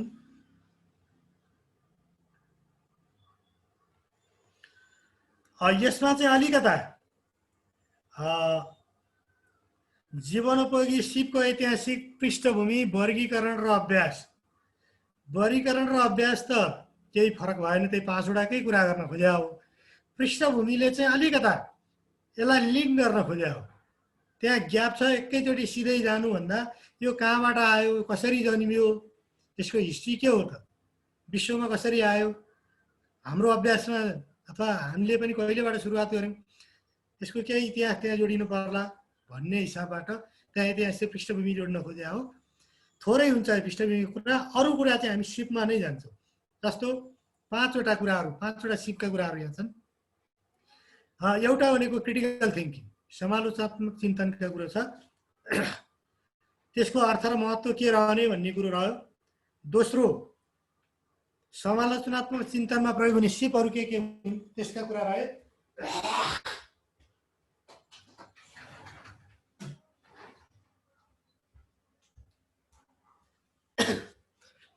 तेस्रोमा आत्मआलोचना र स्वरूपान्तरण। चौथो, कार्य तथा घटनाको समालोचनात्मक चिन्तन, विकास र अभ्यास। यति कुराहरू चाहिँ यो क्रिटिकल थिङ्किङमा चाहिँ आएका छन्। र अर्को सृजनात्मक चिन्तन, अब क्रिएटिभ थिङ्किङ। त्यो क्रिटिकल थिङ्किङ हो, यो क्रिएटिभ थिङ्किङ, यसको अर्थ, विशेषता, चरण र यसको अभ्यास। यी 3टा कुराहरू चाहिँ क्रिएटिभ थिङ्किङमा पनि आउनुपर्छ भनेर यो दुवैमा अभ्यास आएको छ अन्तिममा, क्रिटिकल थिङ्किङमा पनि क्रिएटिभ थिङ्किङमा पनि। र तेस्रोमा जोड दिएको भनेको समानुभूति, इम्प्याथी। हुन त हामीले तलदेखि नै यसलाई जोड्दै आएका छौँ। हिजो हामीले कक्षा 5 मा होस् अथवा कक्षा 9 मा होस्, यो इम्प्याथी जोडिँदै आएको अवस्था हो। अब यो लाइफ स्किलकै एउटा स्किल भएको कारणले यहाँ पनि आइपुगेको छ यो इम्प्याथी। यसको अर्थ, मूल तत्त्व र किसिम के हुन्छ, इम्प्याथीको सिप विकास कसरी गर्ने र यसलाई अभ्यास कसरी गराउने भन्ने कुरो पनि यहाँ जोडिएको छ। हजुर सर, यो फुल स्क्रिन गर्न पायो भने त्यो मोबाइलमा हेर्ने साथीहरूले चाहिँ यो भनिरहनु भएको छ। यहाँ त फुलै छ। अब यसलाई मैले अलिकता गर्ने भएँ, जुम गर्ने भएँ। हजुर, जुम गरिदिनु भयो नि, हुन्छ। यो आइराखेको छ कि? हुन्छ सर, हुन्छ। यो समानुभूति। त्यस्तै चौथो छ आत्मबोध, सेल्फ एवेयरनेसमा सेल्फ एवेयरनेसको अर्थ, महत्त्व र तरिका र अभ्यासका कुरा। र आत्मबोधमा पनि एउटा आत्मबोध छ, अर्को आत्ममूल्याङ्कन छ। फेरि बोध गर्ने कुरा एउटा रह्यो र अर्को सेल्फ इभ्यालुएसन गर्ने कुरो अर्को रह्यो। त्यसको अर्थ कसरी गर्न सकिन्छ, तरिका र महत्त्व र प्रयोग भनेर यसलाई जोड दिएको अवस्था छ। चौथो भयो भने 5औं स्किलको रूपमा इमोसन म्यानेजमेन्ट अथवा संवेग व्यवस्थापन। संवेग र संवेगको व्यवस्थापन, अवधारणा, सिप र उपायहरू। किशोरावस्थामा संवेग र यसको व्यवस्थापन र किशोरावस्थामा संवेग नियन्त्रणका लागि योग र ध्यान। संवेगलाई अब हामीले कहाँ लगाएर जोड्यौँ भन्दा हाम्रा केटाकेटीको उमेर अवस्था ठ्याक्कै किशोरावस्थामै रहने उनीहरू, र त्यो अलि बढी संवेग र स्ट्रेसको अवस्था पनि हो, इमोसन अलि हाई हुने अवस्था हो। त्यो कारणले पनि उनीहरूसँग किशोरावस्थासँग नै यसलाई जोडिएको छ। र त्यसमा योग र ध्यानलाई पनि अलिकता बढी फोकस गरिएको छ। संवेग व्यवस्थापनलाई, यसलाई कसरी योग र ध्यानलाई सँगसँगै लान सकिन्छ, जोड्न सकिन्छ भनेर, अलिकता प्र्याक्टिकल हिसाबबाट नै लान सकिन्छ भनेर यहाँ जोड दिएको अवस्था छ। अब तनाव व्यवस्थापनमा पनि योग र ध्यानको कुरो यता पनि गरेका छौँ हामीले 11 मा पनि। यहाँ संवेग इमोसन म्यानेजमेन्टमा पनि योग र ध्यानको कुरालाई यहाँ जोडिएका छौँ। अब यसमा चाहिँ अलि बढी फोकस चाहिँ हामीले 12 कोमा चाहिँ अलि बढी फोकस योग र ध्यानको हुनसक्छ। हुन त तल स्वास्थ्यमा पनि योग र ध्यानको कुरो छ 11 मा, त्यसमा हामी अलि बढी फोकस गर्छौँ योग र ध्यानलाई। अब यसमा पनि 12 मा पनि अलिकता फोकस दिने ठाउँ यो ठाउँ रहन सक्छ भन्ने हो। अब यति धेरै कुराहरू अब हामी सामाजिक अध्ययन शिक्षकको जिम्मेवारीमा आएको छ। हिजोभन्दा अलिकता फरक कुरो, पृथक कुरो आएको छ। एकाइ 2 र एकाइ 3 का कुराहरू अब आइसिटीसँग जोडेर सिकाउने कुराहरू र लाइफ स्किलसँग जोडेर सिकाउने आफू अपडेट हुने कुराहरू आएको छ एउटा अवसर पनि हो जस्तो लाग्छ। धेरै कुराहरू आफू अपडेट हुँदै विद्यार्थीलाई सिकाइ सहजीकरण गर्ने एउटा सामाजिक शिक्षाको लागि यो अवसर अपर्च्युनिटी हो। यसमा आफू पनि स्किलफुल भएर जान सकियो भने यो कक्षा कोठामा मात्रै बिक्ने विषय हो जस्तो लाग्दैन। कक्षा कोठा बाहिर पनि यसको आवश्यकता महत्त्व धेरै छ जस्तो लाग्छ। त्यो हिसाबले पनि सरहरूले आफूलाई अभ्यस्त गर्ने, सिपहरू सिक्ने, आफूलाई अब्बल बनाउने कुरामा चासो सरोकार रहन्छ नि। मैले यति भन्दै अब अरू कुराहरू म एकाइ 4 मा प्रवेश गरेँ। एकाइ 4 मैले अहिले पनि भने यो सोसियोलोजी एन्थ्रोपोलोजीसँग जोडिएको कन्टेन्ट छ। यो मानव जातिको उद्भव र मानव समाजको विकासक्रमका कुराहरू गर्छौँ हामी यहाँ। र यसमा 2टा कन्टेन्ट छ 11 मा। यसको उद्भव र विकासक्रमको कुरा गर्दै गर्दा ढुङ्गे युग, कृषि युग, त्यसपछि पुँजीवादी युग, औद्योगिक युग हुँदै अहिलेको आधुनिक युगसम्मका कुरा, वर्तमान विश्व परिवेशसम्मका कुरा गर्छौँ हामी। त्यो चाहिँ कक्षा 11 मा कुरा गर्छौँ। त्यस्तै कक्षा 12 मा कुरा गर्दै गर्दा कक्षा 12 मा चाहिँ हामी वर्तमान विश्वका सामाजिक विविधता र विशेषताका कुरा गर्छौँ। अहिलेको सामाजिक विविधता विशेषता अनि सामाजिक सम्बन्धको विकास र सामाजिक अन्तर्निर्भरता र जीवन दर्शन र सामाजिक मूल्य मान्यता र सामाजिक व्यवहार, यी कुराहरू चाहिँ। र अलिकता दर्शनका कन्टेन्टहरू मैले अहिले पनि भने यी दर्शनका कन्टेन्टहरू चाहिँ लाइफ स्किलबाट पनि केही कुराहरू चाहिँ आएका छन्। दर्शनको अर्थ विभिन्न विश्व दृष्टिकोणको बोध र जीवन, विभिन्न विश्व दृष्टिकोणबाट बुझिने जीवन र जगत, समाविधता, सामाजिक सम्बन्धका कुरा, समतामूलक विश्व दृष्टिकोण र दैनिक जीवनमा दर्शनको उपयोगिता, यी चाहिँ यी फिलोसफीका कुराहरू लाइफ स्किलसँग रिलेटेड भएर आएका कन्टेन्ट हुन्। पहिला सामाजिक अध्ययन मात्रै हुँदा यी कन्टेन्टहरू आएका थिएनन्। पछि चाहिँ लाइफ स्किलसँग जोडिएर यो फिलोसफीका कुराहरू, विश्व दृष्टिकोणका कुराहरू, दर्शनका कुराहरू चाहिँ आएका छन् यसमा। र समुदायमा आएका परिवर्तन र सामाजिक रूपान्तरणलाई पनि यो कन्टेन्ट, यो युनिटले कभरेज गर्न खोजेको अवस्था छ। अब भूगोल र सामाजिक जीवन, यो विश्वको भौगोलिक चिनारी र विश्व मानचित्रमा नेपाल, भौगोलिक चिनारी गर्दै नेपाललाई पनि चिनाउने भन्ने कुरो हो। अर्को मानव र वातावरण बिचको सम्बन्ध, परिचय, पहिचान र प्रस्तुति, यो ह्युमन रिलेसन इन्भाइरोमेन्टसँग, इन्भाइरोमेन्ट पनि भूगोलको एउटा पार्ट हो, त्यो हिसाबले जोड्न खोज्यो। अर्को भौगोलिक विविधताले समाजमा पार्ने असरहरू, जस्तो हाम्रो अर्थतन्त्रमा, हाम्रो जीविकोपार्जनमा, हाम्रो क्षेत्रीय प्रादेशिक अन्तर्सम्बन्धमा के असर पार्छ। त्यसरी हाम्रो समाजसँग, हाम्रो सामाजिक जीवनसँग, हाम्रो अर्थतन्त्रसँग, जीविकोपार्जनसँग भूगोललाई जोड्न खोजिएको छ। नितान्त भूगोल भनेर भूगोलका कन्टेन्ट पढाउने भन्दा पनि भूगोललाई हाम्रो परिवेशसँग, हाम्रो जीवनसँग, हाम्रो कमाइसँग, अर्थोपार्जनसँग यहाँ जोड्न खोजिएको छ। पहुँच र सहजतासँग यसले कसरी चाहिँ जोड्छ, हाम्रो पहुँच, हाम्रो सहजता, हाम्रो दैनिक जीवनसँगको सहजता, हाम्रो आर्थिक उपार्जनसँगको सहजता, हाम्रो आर्थिक विकाससँगको सहजता, पर्यटनसँग भूगोलको सम्बन्धका कुरा, यी कुराहरू जोडिएर आएको छ। नेपालमा पर्यावरणीय क्षेत्रका विविध आयाम र तिनका विशेषताहरू, भौगोलिक, जनसाङ्ख्यिक, आर्थिक, सामाजिक, सांस्कृतिक, यी कुराहरू जोडिएर आएको छ। अब कक्षा 12 को कुरा गर्दै गर्दा कक्षा 12 मा नेपालका प्रशासनिक प्रदेशको परिचय र तिनका विशेषताहरू, हाम्रा प्रदेशका कुराहरू गर्यो। प्रशासनिक प्रदेश भन्दा साथ हाम्रा 7 प्रदेशका कुरा, यो इकोलोजिकल हाम्रो चाहिँ हिमाल पहाड तराई भन्दा पनि 7 प्रदेशको कुरो यहाँ गर्न खोज्यो। भौगोलिक विशेषता, त्यसको जनसाङ्ख्यिक विशेषता, आर्थिक विशेषता, सामाजिक सांस्कृतिक विशेषताका कुराहरू यसले गर्न खोज्यो। त्यसको परिचयका कुराहरू गर्न खोज्यो यसले। त्यस्तै अर्को अन्तर्प्रादेशिक सम्बन्धका विविध आयामहरू। अब हाम्रो अन्तर्प्रादेशिक सम्बन्धका आयामहरू हुन्छ, एउटा प्रदेश र अर्को प्रदेशका सम्बन्धका आयामहरू खोतल्ने प्रयास यसले गर्यो। त्यसमा जस्तो आर्थिक सामाजिक आयाम, सांस्कृतिक सम्बन्धका कुरा त्यहाँ जोडिनुपर्छ भन्ने कुरो, आर्थिक सामाजिक र सांस्कृतिक मात्रै यसले 3टा कुरोलाई उठान गरेको आयाममा। अरू कुरा भन्दा पनि आर्थिक सामाजिक सांस्कृतिक आयामलाई जोड दिनुपर्छ भन्ने हो। र अर्को विपदलाई पनि यसले जोडेको छ। भूगोलमा विपदका कन्टेन्टहरू हाम्रो आइरहेकै हो पहिलेदेखि नै, यहाँ पनि जोडिएको छ। नेपालमा विपदका प्रकार, कारण, प्रभाव, संयन्त्र, योजना निर्माण र व्यवस्थापन, यी कुराहरूलाई जोडेको छ विपदलाई।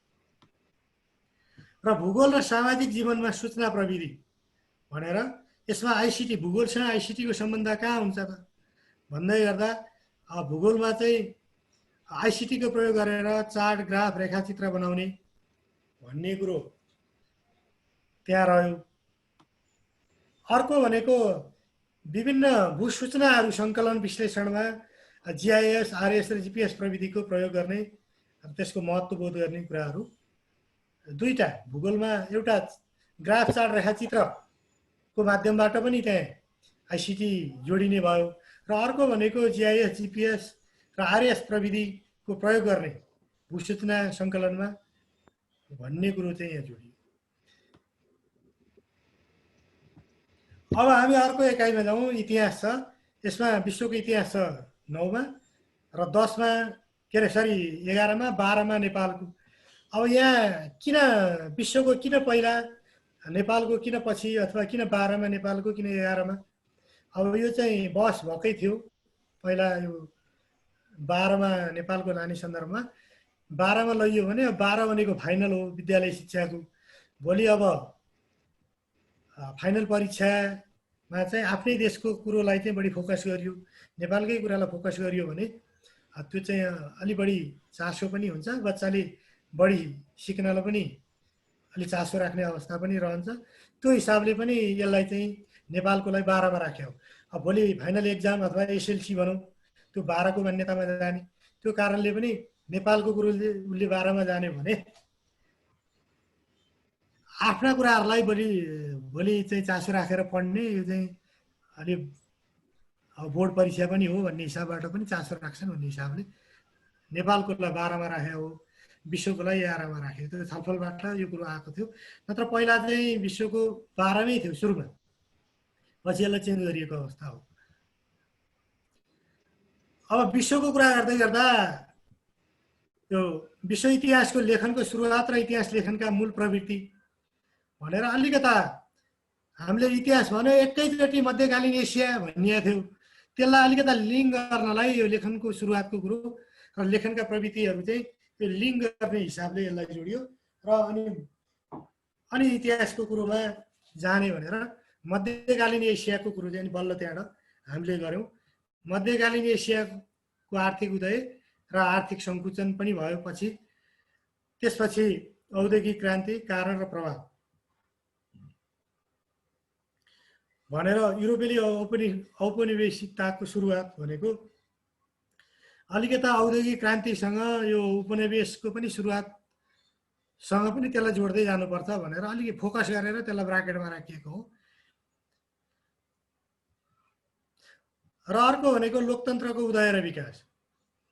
यो चाहिँ विश्वमा लोकतन्त्रको उदय र विकास र नेपालमा पनि त्यसलाई जोड्न सकिन्छ यो कन्टेन्टमा। अब नेपालको इतिहास छ 12मा चाहिँ नितान्त नेपाल, हाम्रो प्राचीन काल, मध्यकाल र आधुनिक कालमा राज्य सत्ता, अर्थतन्त्र, कानुन, संस्कृति, कला यसलाई जोड्दै जानुपर्छ भन्ने हिसाबबाट यी कुराहरू पहिला पनि आएका छन्। अब तीभन्दा यी क्षेत्रहरूमा अलिकता एक्सटेन्डेड भएर आउँछन् भन्ने हो। पहिला चाहिँ अलि बढी राजा महाराजासँग जोडिएर, शासनकालसँग जोडिएर आयो भने अब अहिले चाहिँ कानुन, संस्कृति, कला, कौशल, अर्थतन्त्र सँग बढी जोडिएर आउने कुरोहरूलाई बढी जोड दिएको छ र आधुनिक कालमा पनि ती कुराहरूलाई फोकस गरेर आउनुपर्छ भनेर पृथ्वीनाथ शाहदेखि हालसम्मको कुरोलाई त्यहाँ जोडिएको छ। अब 21 सामाजिक पहिचान र विविधताको कुरो, यी कुराहरू बुझ्नुपर्छ उसले। जात प्रथा, जातिका कुरा, दलितका सवालहरू, बहुसांस्कृतिकता र सामाजिक एकताका कुराहरू यहाँ आउनुपर्छ भन्ने हो। त्यस्तै 12मा चाहिँ वर्ग, लैङ्गिक, यहाँ चाहिँ जात र दलितको कुरोलाई बढी फोकस छ 11मा। 12मा विभिन्न वर्ग र लैङ्गिक र अपाङ्गता र धार्मिक क्षेत्रीय पहिचानलाई चाहिँ 12मा फोकस गर्न खोजिएको अवस्था छ। र यी सबै के को लागि त भन्दै गर्दा समतामूलक समाज निर्माणको लागि यी विविधतालाई हामीले सम्बोधन गर्ने, पहिचान गर्ने कुराहरू महत्त्वपूर्ण हुन्छन् भन्ने कुरो चाहिँ अन्तिममा त्यो कन्क्लुडिङ त्यही हो। 12 को अन्तिममा चाहिँ समतामूलक समाज निर्माणका उपाय भनेर त्यसरी जोड्नुपर्छ कि भन्ने कुरो आएको हो। अन्तिममा चाहिँ समतामूलक समाज निर्माण यी सबै विविधताका कुरा जानिसकेपछि यी कुराहरूलाई हामीले सिकाइसकेपछि अन्तिममा त्यसरी जोड्ने होला भनेर आएको छ। अब 1/8 संविधान र नागरिक सचेतना, यसमा संविधानको कुराहरू छ। 11 मा संविधान, निर्वाचन प्रणाली, राष्ट्र, राष्ट्रियता, राष्ट्रिय सुरक्षाको कुरा गर्छौँ र 12 मा चाहिँ सङ्घीय, प्रादेशिक र स्थानीय सरकारको गठन प्रक्रिया, काम, कर्तव्य, अधिकार र अन्तर सम्बन्धका कुरा, नागरिक अधिकार र कर्तव्यका कुरा र अर्को किशोर किशोरीका कर्तव्य र अधिकारका कुरा। अलिकता यो चाहिँ अहिले पनि आयो किशोर किशोरीका कुराहरू। यहाँ पनि अब ठ्याक्कै उनीहरूको उमेर समूह पनि ठ्याक्कै मिल्दो यो किशोर किशोरी अवस्था नै हो। त्यो कारण उनीहरूलाई यो अवस्थामा तिमीहरूका कर्तव्य के हो त? अब तिमीहरूका कर्तव्यहरू यो हुनै पहिला कर्तव्य अनि अधिकार भन्ने हो कि भनेर अहिले कर्तव्य आएको छ किशोर किशोरीमा। पहिला कर्तव्य चाहिँ उनीहरूलाई बुझाउने अनि अधिकारका कुरा गर्ने हो कि हामीले पहिला चाहिँ धेरै अधिकारका कुराहरू सिकायौँ र अहिले धेरै अधिकारमा मात्रै चासो रहने, कर्तव्यहरू चाहिँ चासो कम रहने अथवा कर्तव्यहरू भुल्ने कुराहरू बढी हुन्छन्। त्यो कारणले पनि कर्तव्यलाई पहिला राखिएको कारण चाहिँ कर्तव्यलाई चाहिँ पहिला है कर्तव्य, आफ्नो कर्तव्य नभुल भन्ने कुरोलाई बढी फोकस गर्दै अधिकार पनि सिकाउँदै बुझाउँदै जाने होला भन्ने कुरो रह्यो। र अर्को एउटा नयाँ कुरो, धेरै साथीहरूको पनि सरकार बेला बेला फिडब्याक पनि आइरहने, मुलुकी संहिताका धेरै कुराहरू हाम्रो व्यवहारमा जोडिँदो रहेछ। त्यो कहीँ कतै नजोडिने, नपढिने, नजानिने अवस्था पनि हुँदो रहेछ। यसलाई पनि एड्रेस गर्नुपर्छ है भन्ने कुरा आएको कारणले हाम्रो अहिले नयाँ मुलुकी संहिता पनि आएको छ। त्यो कुरोलाई पनि केही व्यवहारिक कुरो, जान्नै पर्ने कुराहरूलाई एड्रेस गर्दै गइयो भने हाम्रा किशोर किशोरी पनि ती कुराहरूमा अभ्यस्त पनि हुँदै जान्छन्, ती कुराहरू बुझ्दै पनि जाने अवस्था रहन्छ भन्ने हिसाबले पनि यो मुलुकी संहिताको व्यवहारिक पक्षलाई पनि अलिकता जोड्दै जाने हो कि भन्ने कुरो आएको छ। यो अलिकता पहिलाभन्दा नयाँ कुरो पनि हो। हुन त अब मुलुकी संहिता नभनिए पनि कन्टेन्टको रूपमा काहीँ कतै आइरहेका त हुन्थे, त्यही पनि अलि बढी फोकस गर्नुपर्ने कुराहरू छन् भने यो विषयवस्तुले एड्रेस गर्न सकिने अवस्था हुन्छ। भोलि पाठ लेख्दै गर्दा पनि हामीले फोकस गर्नुपर्ने मुख्य मुख्य विषय क्षेत्रलाई यहाँ समावेश गरियो भने पनि भोलि हाम्रा केटाकेटीहरू लाभान्वितै हुन्छ जस्तो लाग्छ। त्यो हिसाबले पनि यो आएको छ मुलुकी संहिताको व्यवहारिक पक्ष भनेर। अब सूचनाको हक र यसको कार्यान्वयन, यो पहिलादेखि नै आइरहेकै कन्टेन्ट हो। आइसिटी पहिला पनि आएको थियो हाम्रो, 6-8 मा पनि आउँछ, यो 9-10 मा पनि आइरहेकै अवस्था हो र यसलाई अहिले पनि यहाँ जोडिएको छ। अर्को सदाचार र सामाजिक जवाफदेहिता, यो चाहिँ अलिकता सुशासनसँग जोडिएर अलिकता समाज अहिले धेरै आलोचना, यो भ्रष्टाचार भयो, जताततै भ्रष्टाचार भयो भन्ने कुराहरू आएको छ। भ्रष्टाचार भन्ने शब्दभन्दा पनि अलिकता सदाचारपट्टिबाट यसलाई जोडौँ होइन, सुशासन भएन भन्ने कुराहरू आएको छ। त्यो हिसाबबाट सदाचारका कुराहरूबाटै ती कुराहरूलाई जोड्न सकिन्छ है भनेर यहाँ सदाचार र सामाजिक जवाफदेहिता भनेर यहाँ जोड्न खोजिएको छ। अब बस्ती, जनसाङ्ख्यिकी र विकास, यो चाहिँ 11 र 12 मा फरक फरक कन्टेन्ट छ।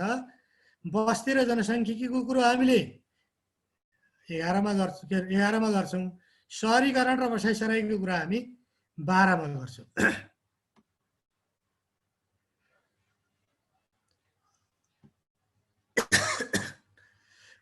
र जनसङ्ख्या र विकासको कुरा गर्दै गर्दा अरू कुराहरू त खासै त्यसमा नयाँ छैन।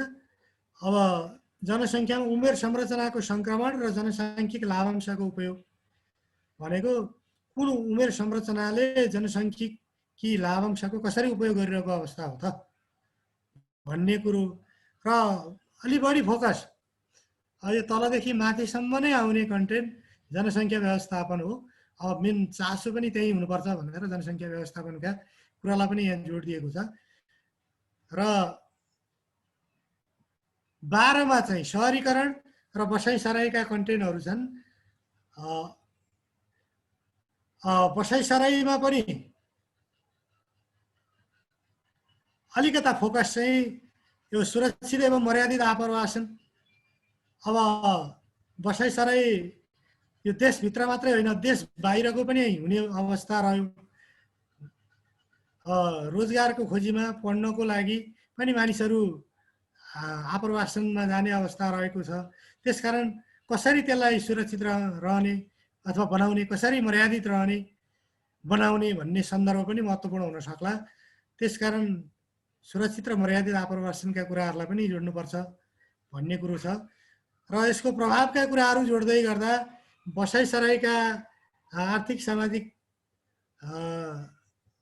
प्रभावलाई पनि जोड्न पर्यो र विप्रेषणका कुराहरू पनि त्यहाँ आर्थिकमा जोडिँदा त्यो चाहिँ विप्रेषण पनि मुख्य हो भन्ने कुरो भएको कारणले त्यसलाई ब्राकेटमा राखिएको छ। अथवा विप्रेषण चाहिँ बढी फोकस भएर आओस् भन्ने हो। त्यो ब्राकेटमा राखेको अर्थ अरू पनि छन्, त्यो पनि फोकस होस् है, त्यो नहराओस् भन्ने पनि हो।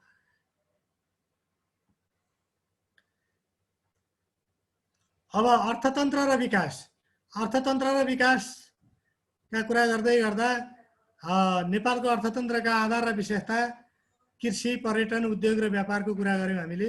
नेपालको अर्थतन्त्रमा सार्वजनिक निजी सहकारी 3 खम्बे नीति जुन राज्यको छ त्यसको महत्त्व के हो त भन्ने कुरो यहाँ जोड्न चाहे।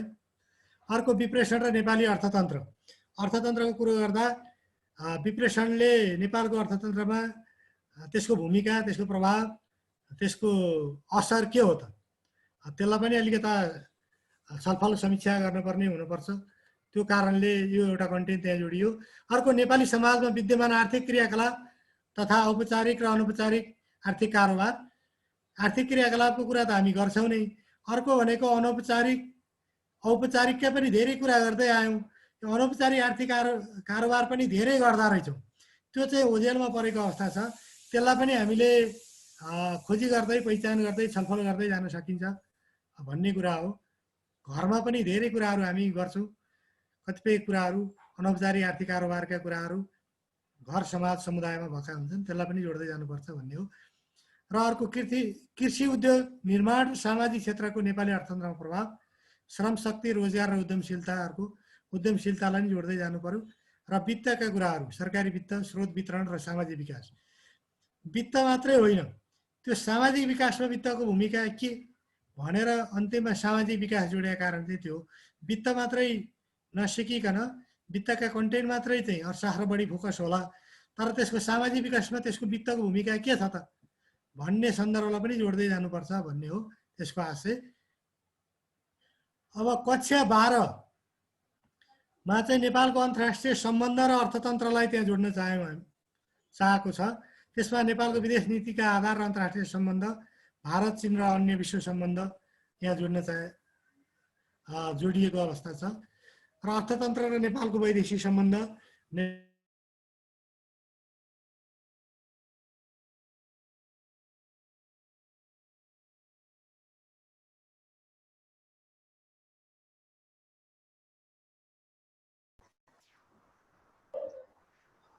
केही समस्या आएको हो कि सरकोमा केही समस्या आएछ कि जस्तो लाग्यो मलाई।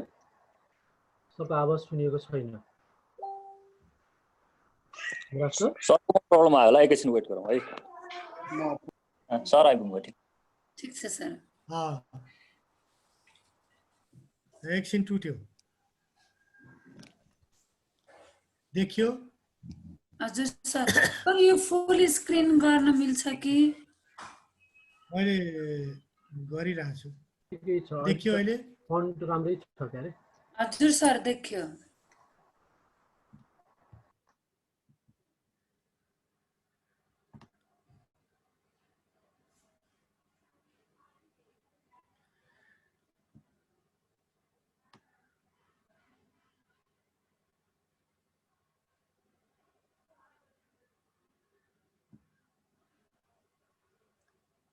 अब यो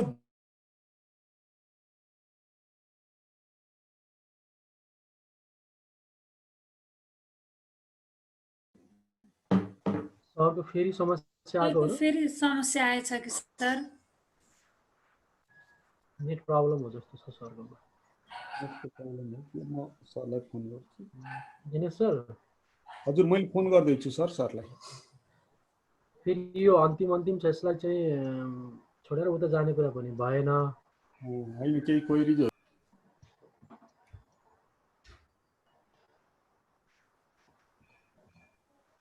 देखियो सर? आयो सर, आयो।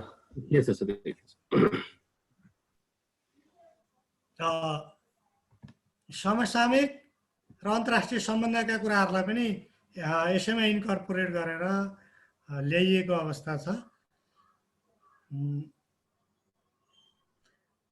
अलिकति असारका कन्टेन्टलाई पनि अलिकति सामाजिकसँग ढाल्ने प्रयास चाहिँ गरिएको छ, ठ्याक्कै असार नगरिकन।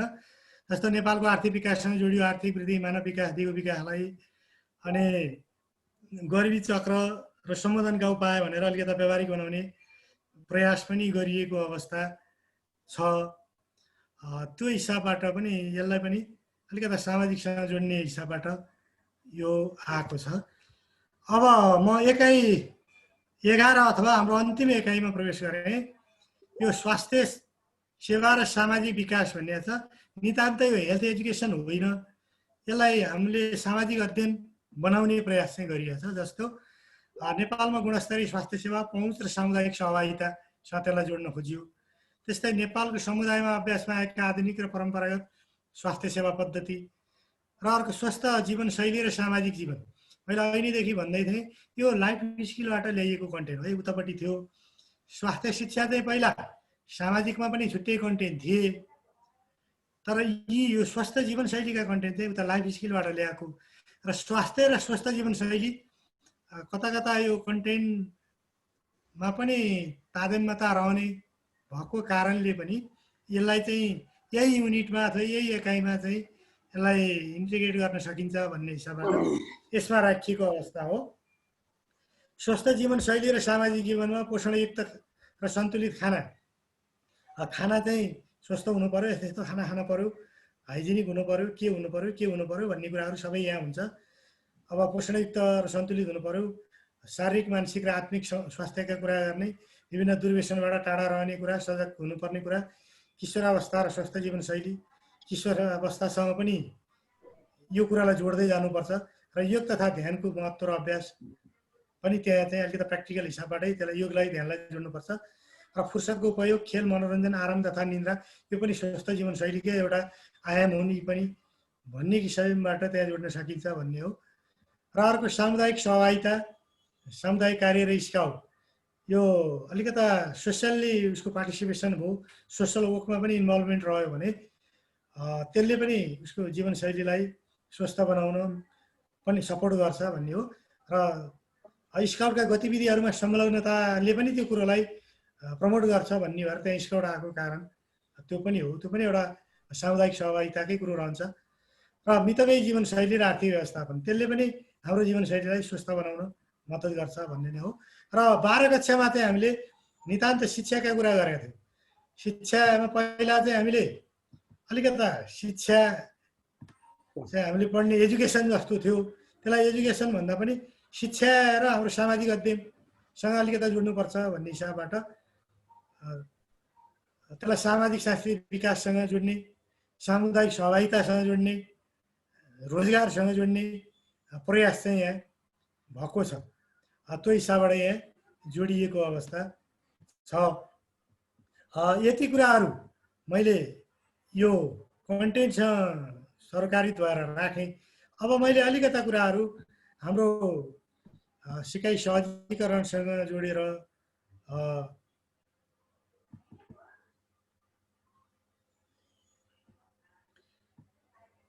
खुले सर अर्को आएको छ सर, आएको छ। पावर पोइन्ट आयो होइन?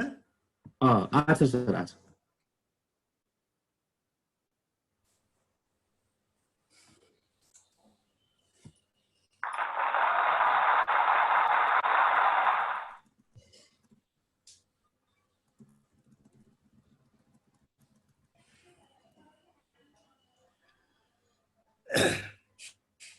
अब अलिकता मैले यो विषयगत पाठ्य घण्टाका कुराहरूसँग यसलाई जोड्न चाहे। यो सैद्धान्तिक र प्र्याक्टिकल हिसाबबाट कसरी म्यानेज गरिएको छ भन्ने सन्दर्भ हो यसमा। अहिले हामीले भनिसक्यौँ, हामीले 25% चाहिँ प्र्याक्टिकललाई दिएका छौँ, सैद्धान्तिकलाई 75% दिएका छौँ। त्यो गर्दा एकाएकमा सैद्धान्तिक 4 छ, प्रयोगात्मक 1 छ। त्यसमा नि प्रयोगात्मक के गर्न सकिन्छ भन्ने कुरो पछि हामी बोल्छौँ नि। त्यस्तै अब 11-12 मा उस्तै छैन, कन्टेन्टको नेचर फरक परेको कारणले एउटै युनिटमा पनि फरक पर्न गएको छ। जस्तो पाठ्य घण्टा नै फरक छ। जस्तो 11 मा 5 छ भने 12 मा 4 छ हैन। त्यस्तै जीवनोपयोगी सिपको डिजिटलकोमा यता 12 छ भने 12 मा चाहिँ 16 छ। प्र्याक्टिकल पनि त्यहाँ 13-3 छ भने यहाँ 9-3 छ।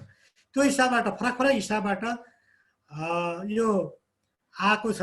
जस्तो जीवनोपयोगी सिपकै सवालमा चाहिँ 1-3 को सवालमा चाहिँ अलिकता बढी हामीले यसलाई प्र्याक्टिकलमै बढी फोकस गरेका छौँ थ्योरी भन्दा पनि। जस्तो सैद्धान्तिक 11 छ 11 कक्षामा युनिट 3 मा भने 12 मा चाहिँ 12 मा पनि त्यही हो, 21 नै छ, 11-10 गरिएको छ। सबैभन्दा बढी प्र्याक्टिकल अथवा अभ्यासमा जोड दिनुपर्ने टपिक भनेको चाहिँ युनिट 3 हो। त्यस्तै एकाइ 4 मा 10-2 गरिएको छ, जम्मा 12 पाठ्य घण्टा छ। एकाइ 5 मा थोरै मात्रै छ प्र्याक्टिकललाई। यो हिस्ट्रीमा प्र्याक्टिकल कमै हुने भएको कारणले 12-3 गरिएको छ, 15 छ जम्मा पाठ्य घण्टा। त्यस्तै एकाइ 7 मा हाम्रो सामाजिक पहिचान र विविधतालाई 18 हामीले पाठ्य घण्टा दिएका छौँ, कन्टेन्ट धेरै छ। त्यसमा 14-4 र यतापट्टि चाहिँ 12 मा अलिक थोरै भएको कारणले 12-3 गरिएको छ। र संविधान र नागरिक सचेतनाको कन्टेन्ट अलिक थोरै भएको कारणले 10-2 गरिएको छ दुवैमा। बस्ती र जनसाङ्ख्यिकीलाई 18 दिएको छ, 14-4, यतापट्टि 13-5 गरिएको छ। अर्थतन्त्र र विकासमा 12-4, 13-5 अलिकता कन्टेन्ट अलि बढी लोड छ 12 मा, त्यो भएर अलि पाठ्य घण्टा पनि बढी छ, 18 छ। स्वास्थ्य र सामाजिक विकास 12-3, यता 9-2। यो हिसाबबाट 40 पाठ्य घण्टा हामीले प्र्याक्टिकललाई दिएका छौँ भने 120 पाठ्य घण्टा चाहिँ थ्योरीलाई दिएको अवस्था छ। त्यो मध्ये यो आन्तरिक मूल्याङ्कनको हामीले 25 को कुरा गर्दै गर्दा अङ्क पनि हामीले 25 छुट्याएका छौँ, भार पनि 25 नै छ। त्यो 25 अङ्क मध्ये 16 अङ्क चाहिँ प्र्याक्टिकललाई हो है, यो कुरो हामीले बुझ्नुपर्छ। अब प्र्याक्टिकलमा चाहिँ केही स्याम्पल प्र्याक्टिकलका नमुनाहरू दिएका छन्, यो यही गर्नुपर्छ भन्ने होइन। यो तपाईहरुको लागि सहजीकरणको लागि सजिलो होस् भनेर यी नमुनाहरू दिएका हुन्। यही गर्नुपर्छ भन्ने होइन, तपाईलाई इन्साइट होस् अथवा गर्न पनि सकिन्छ, यो भन्दा फरक पनि बनाएर हामीले प्र्याक्टिकल गर्न सक्छौं। यो हजुरहरुको सहजताको लागि एकवटा उदाहरणको रूपमा एउटा दुईटा दिएका छन्। यसैलाई गर्नुपर्छ जरुरी होइन, यो भन्दा अझै राम्रो बनाएर पनि तपाईहरुले यो प्र्याक्टिकलका एक्टिभिटीहरू गर्न सक्नुहुन्छ। यसलाई मैले धेरै पढिन, जस्तो एउटा उदाहरण भूगोल र सामाजिक जीवनको के भने रहेछ, तपाई बसेको भौगोलिक क्षेत्रमा उत्पादन हुने अन्न, फलफूल र तरकारी एवं तपाईको भन्दा भिन्न भौगोलिक क्षेत्रमा बस्ने साथीको समुदायमा उत्पादन हुने अन्न, फलफूल र तरकारीको सूची तयार गरी तिनको उत्पादनमा हावापानी, माटो र भूस्वरूपको कारण परेको प्रभावको समानता वा भिन्नता सोधखोज गरी कक्षामा प्रस्तुत गर्नुहोस्। बच्चाले उसले पढ्छ नि फरक फरक भूस्वरूपको कारणले त्यहाँ चाहिँ हावापानी फरक हुन्छ, माटो फरक हुन्छ र त्यसको कारणले जनजीवनमा फरक पर्छ भने मतलब उत्पादनमा फरक हुन्छ, त्यहाँ अन्न फलफूल फरक फरक किसिमका उत्पादन हुन्छन् भन्ने कुरो उसले त्यहाँ पढाएको छ भने त्यही कुरोलाई उसले प्र्याक्टिकल हिसाबले, व्यवहारिक हिसाबले त्यहाँ चाहिँ खोजी गरोस्, त्यसको पहिचान गरोस्, पत्ता लगाओस् र त्यो सोधखोज गरेर त्यो पत्ता लागेको कुरालाई कक्षामा पनि उसले प्रस्तुत गरोस्। त्यो हिसाबबाट प्र्याक्टिकल उसलाई गराउन सकिन्छ भन्ने एउटा उदाहरण हुन सक्छ। अर्को उदाहरण जस्तो जनसङ्ख्यासँग हुन सक्ने होला, छिमेकका 10 घरको स्थलगत भ्रमण गरी निम्नानुसार तथ्याङ्क सङ्कलन विश्लेषण र प्रस्तुति गर्न 5 वर्षको अन्तरालको उमेर समूह राखी जनसङ्ख्यालाई स्प्रेडसिट तालिकामा प्रस्तुत गर्नुहोस् र तथ्याङ्कलाई बार ग्राफमा देखाउनुहोस्। उमेर समूह यो हो, शिक्षा पेसाको अवस्था यो रहेछ, उनीहरूले यहाँ भनेअनुसारको तालिका बनाउँछ र बार ग्राफमा देखाउँछ र त्यसलाई चाहिँ प्रस्तुत गर्यो भने त्यो अनुसारको मूल्याङ्कन अब हामीले गर्नुपर्ने भयो। त्यो हिसाबबाट चाहिँ अब जस्तो स्वास्थ्यकै कुरा गऱ्यौँ नि हामीले, स्वस्थ जीवनशैलीमा कसरी मूल्याङ्कन गर्ने त प्रयोगात्मक भन्दै गर्दा स्वस्थ जीवनयापन गर्नका लागि तपाईँले अवलम्बन गरेका उपाय के हुन्? बच्चासँगै जोडिदियो, यसबाट तपाईँमा के कस्ता सकारात्मक परिवर्तन आए? मैले यो गरेँ त कम्तीमा उसले भन्नु पऱ्यो नि, पढाएअनुसार मैले यो गरेँ, मेरो जीवनमा यो चाहिँ चेन्ज आयो मैले यो गर्दै गर्दा, र त्यो अनुभव समेटेर उसले चाहिँ लेख तयार गर्छ। त्यो लेख उसले बनाएको लेख आर्टिकल कक्षामा सेयर गर्छ। त्यो हिसाबबाट नि मूल्याङ्कन हुनसक्छ उसको। एउटा नमुना हो, यही जरुरी होइन, यस्तै गर्न सकिन्छ भन्ने हो।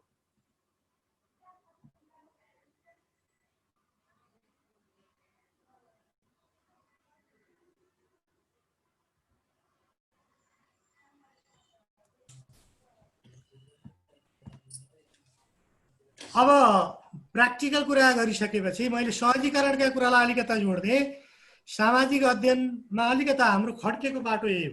हामी कन्टेन्टमा बढी फोकस हुनुपर्ने बाध्यता, अब नम्बर खोज्ने, अभिभावकले विद्यार्थीले तपाईँ हामीले पनि नम्बरै खोज्ने, त्यो बाध्यता, बढी कन्टेन्ट फोकस गर्ने हो।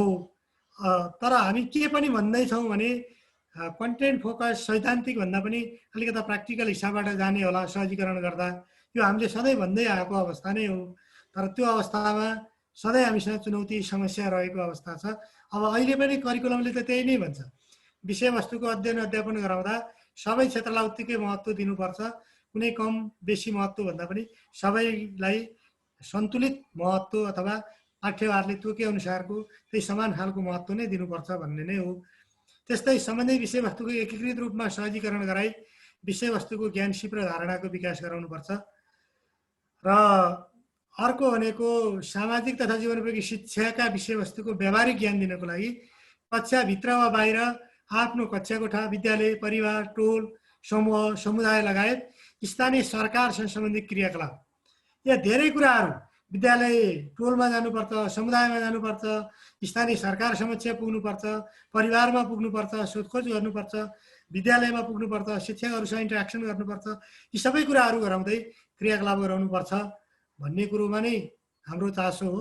त्यो कुरालाई फोकस गर्नुपर्छ भन्छ। अब कण्ठ हराउने, घोक्ने प्रवृत्तिलाई निरुत्साहित गरेर समुदायमा जाने, खोज गर्ने, अलिकता क्रिएटिभ गीत, प्रतिवेदन, वृत्तचित्र, रेखाचित्र यस्ता तालिका निर्माण गर्दै सिकाइलाई अलिकति क्रिएटिभ हिसाबबाट जोड्नुपर्छ भन्ने छ। त्यस्तै परियोजना कार्य, क्षेत्र भ्रमण, भूमिका अभिनय, नक्सा, त्यो मार्फत नै उसमा ज्ञान सिप अभिवृद्धि विकास गराउने हो, सृजनशीलताको विकास गराउने हो। त्यो कुरोलाई नै फोकस दिनुपर्छ। गरेर सिक्ने कुरामा नै हाम्रो जोड हो भन्ने कुरो छ। र विभिन्न विधिहरू प्रयोग गर्ने, यो पहिलाकै विधिहरू हुन्, नयाँ कुरा केही नै छैन। ती विधि नै हाम्रो लागि काफी छन्। हामीले अलिकता प्र्याक्टिकल हिसाबबाट गरिदिउँ, व्यावहारिक हिसाबबाट गऱ्यौँ भने, अलिकता क्रियाकलापमुखी भएर गरियो भने ती हाम्रो लागि काफी छन्। प्रश्नोत्तर, प्रदर्शन, समस्या समाधान, छलफल विधि, अवलोकन विधि, खोज विधि, अभिनय विधि, परियोजना कार्य विधि, प्रयोग, स्थलगत भ्रमण, घटना अध्ययन, समालोचनात्मक चिन्तन जस्ता विद्यार्थी केन्द्रित विधिमा नै हाम्रो फोकस हुनुपर्छ। र अर्को भनेको स्थानीय परिवेश, विषयवस्तुको प्रकृति र स्वरूपका आधारमा सिकाइ सहजीकरणमा विविधता ल्याउनुपर्छ। है, हामीले भेराइटी ल्याउने हो, पढाउने तौर तरिकामा भेराइटी ल्याउने हो, एउटै तरिकाबाट होइन, विविध तरिकाबाट सिकाउने हो भन्ने कुरो छ। बहुबौद्धिकतालाई ख्याल गर्नु पर्यो सिकाउँदै गर्दा, सहजीकरण गर्दै गर्दा। उसको उमेर रुचिलाई ख्याल गर्नु पर्यो, उसको सामाजिक पृष्ठभूमिलाई ख्याल गर्नु पर्यो, सामग्री उपलब्धताको अवस्थालाई पनि ख्याल गर्न सकिन्छ भन्ने हो। र सहजीकरण गर्दा विद्यार्थीको सहभागिता, उनीहरूको सहयोगात्मक सिकाइ, होइन, कोल्याबोरेटिभ लर्निङलाई फोकस गर्नुपर्छ भन्ने कुरालाई जोड दिनु पर्यो। त्यस्तै गरी आइसिटीलाई बढीभन्दा बढी प्रयोग गर्दै जानुपर्छ भन्ने कुरा रह्यो। यी कुराहरू गर्न सक्यो भने हामीले सहजीकरणलाई प्रभावकारी रूपमा चाहिँ जोड्न सक्छौँ। विद्यार्थीलाई सिक्ने एउटा वातावरण बनाइदिने, मौका दिने, हैन? एउटा भनिन्छ नि माछा नै दिने भन्दा पनि माछा मार्ने सिप सिकाइयो भने भोलि बच्चाले गरी खान्छ, विद्यार्थीले गरी खान्छ भन्ने कुरो महत्त्वपूर्ण हो। त्यो कुरोलाई चाहिँ बढी जोड दिनुपर्छ भन्ने नै हो। अब मैले मूल्याङ्कनमा लगाएर टुङ्ग्याउन चाहेँ। अब हामीसँग समय छैन। वास्तवमा मूल्याङ्कनमा दुवै खालका मूल्याङ्कन, एउटा निर्माणात्मक र अर्को निर्णयात्मक मूल्याङ्कनलाई जोड दिनुपर्छ। निर्माणात्मक मूल्याङ्कन गर्दै गर्दा कक्षा कार्य, परियोजना कार्य, क्षेत्र भ्रमण, उसको सर्वे, विभिन्न उसका प्रस्तुतिहरूलाई जोड दिनुपर्छ। विभिन्न उपलब्धि परीक्षाका अङ्कहरू पनि त्यहाँ जोडिन सक्छन्। त्यस्तै प्रयोगबाट सिकेका कुराहरूलाई पनि हामीले निर्माणात्मक मूल्याङ्कनमा जोड्दै जान सकिन्छ भने अर्को चाहिँ निर्णयात्मक मूल्याङ्कनको रूपमा चाहिँ बाह्य परीक्षालाई पनि हामी जोड्दै जान सक्छौँ। जस्तो कक्षा 11-12मा दुवैमा कुल 160 घन्टामध्ये 75% अथवा 120 कार्यघण्टा सैद्धान्तिक र 25% अथवा 40 कार्यघण्टा प्रयोगात्मक हुन्छ र 75% मूल्याङ्कनको लागि ग्रिड बनाउने, विशिष्टीकरण तालिकाको आधारमा प्रश्नहरू बनाएर त्यो चाहिँ बाह्य परीक्षाबाट मूल्याङ्कन गर्ने र 25% मूल्याङ्कनको लागि प्रयोगात्मक र अन्य क्रियाकलाप गर्ने भन्छ। त्यो 25% को लागि चाहिँ के गर्ने त? 25% को लागि क्लियर छ। एउटा कक्षा सहभागिता, उपस्थितिको अवस्था, उसको सक्रियताको अवस्थालाई 3 अङ्कबार दिने। अर्को त्रैमासिक परीक्षाहरू गर्छौँ हामीले विद्यार्थीको, त्यो परीक्षालाई 6 अङ्कबार दिने। र अर्को भनेको परियोजना, अहिले हामीले प्र्याक्टिकलका कुरा गऱ्यौँ नि, त्यो परियोजना कार्य, प्र्याक्टिकल, प्रतिवेदन लेखन, प्रस्तुतिलाई 16 अङ्क दिने र टोटल 25 अङ्क चाहिँ उसको आन्तरिक मूल्याङ्कन गर्ने र 75 भनेको बाह्य परीक्षाबाट चाहिँ उसको मूल्याङ्कन हुने। यति कुराहरू गर्न सकियो भने हामीले चाहिँ हाम्रा विद्यार्थीहरूको मूल्याङ्कन परीक्षा प्रक्रियालाई पनि हामी अन्यलतामा रहँदैनौँ भन्ने चाहिँ रहन्छ। मैले यति कुरा गरेँ। अब बाह्य परीक्षामा चाहिँ अक्षराङ्कन पद्धतिलाई जोड दिने भन्ने कुरा छ। त्यो कुरालाई हामीले ख्याल गर्न पर्यो। र बाह्य परीक्षामा पनि ज्ञान, बोध, व्यावहारिक प्रयोग, समस्या समाधान, क्रिटिकल थिङ्किङ, क्रिएटिभ टाइपका प्रश्नहरू पनि सोधिने अथवा हायर एबिलिटीका प्रश्न पनि हुन्छन्, त्यहाँ ज्ञानबोध प्रयोगका प्रश्न पनि रहन्छन् भन्ने कुरालाई पनि हामीले ख्याल गर्नु पर्यो। र त्यो भनेको ग्रिडमा आधारित हुन्छ है बाह्य परीक्षा। पाविकेले तयार गरेको ग्रिडमा आधारित हुन्छ। ग्रिड तयार भएको छैन अहिलेसम्म। अब हामी तयार गर्ने प्रक्रियामा छौँ। त्यो छिटै तयार हुन्छ, त्यो म विश्वास दिलाउन चाहन्छु। र मैले यति भन्दै यहाँहरूको सक्रिय सहभागिताको लागि धन्यवाद दिन चाहन्छु।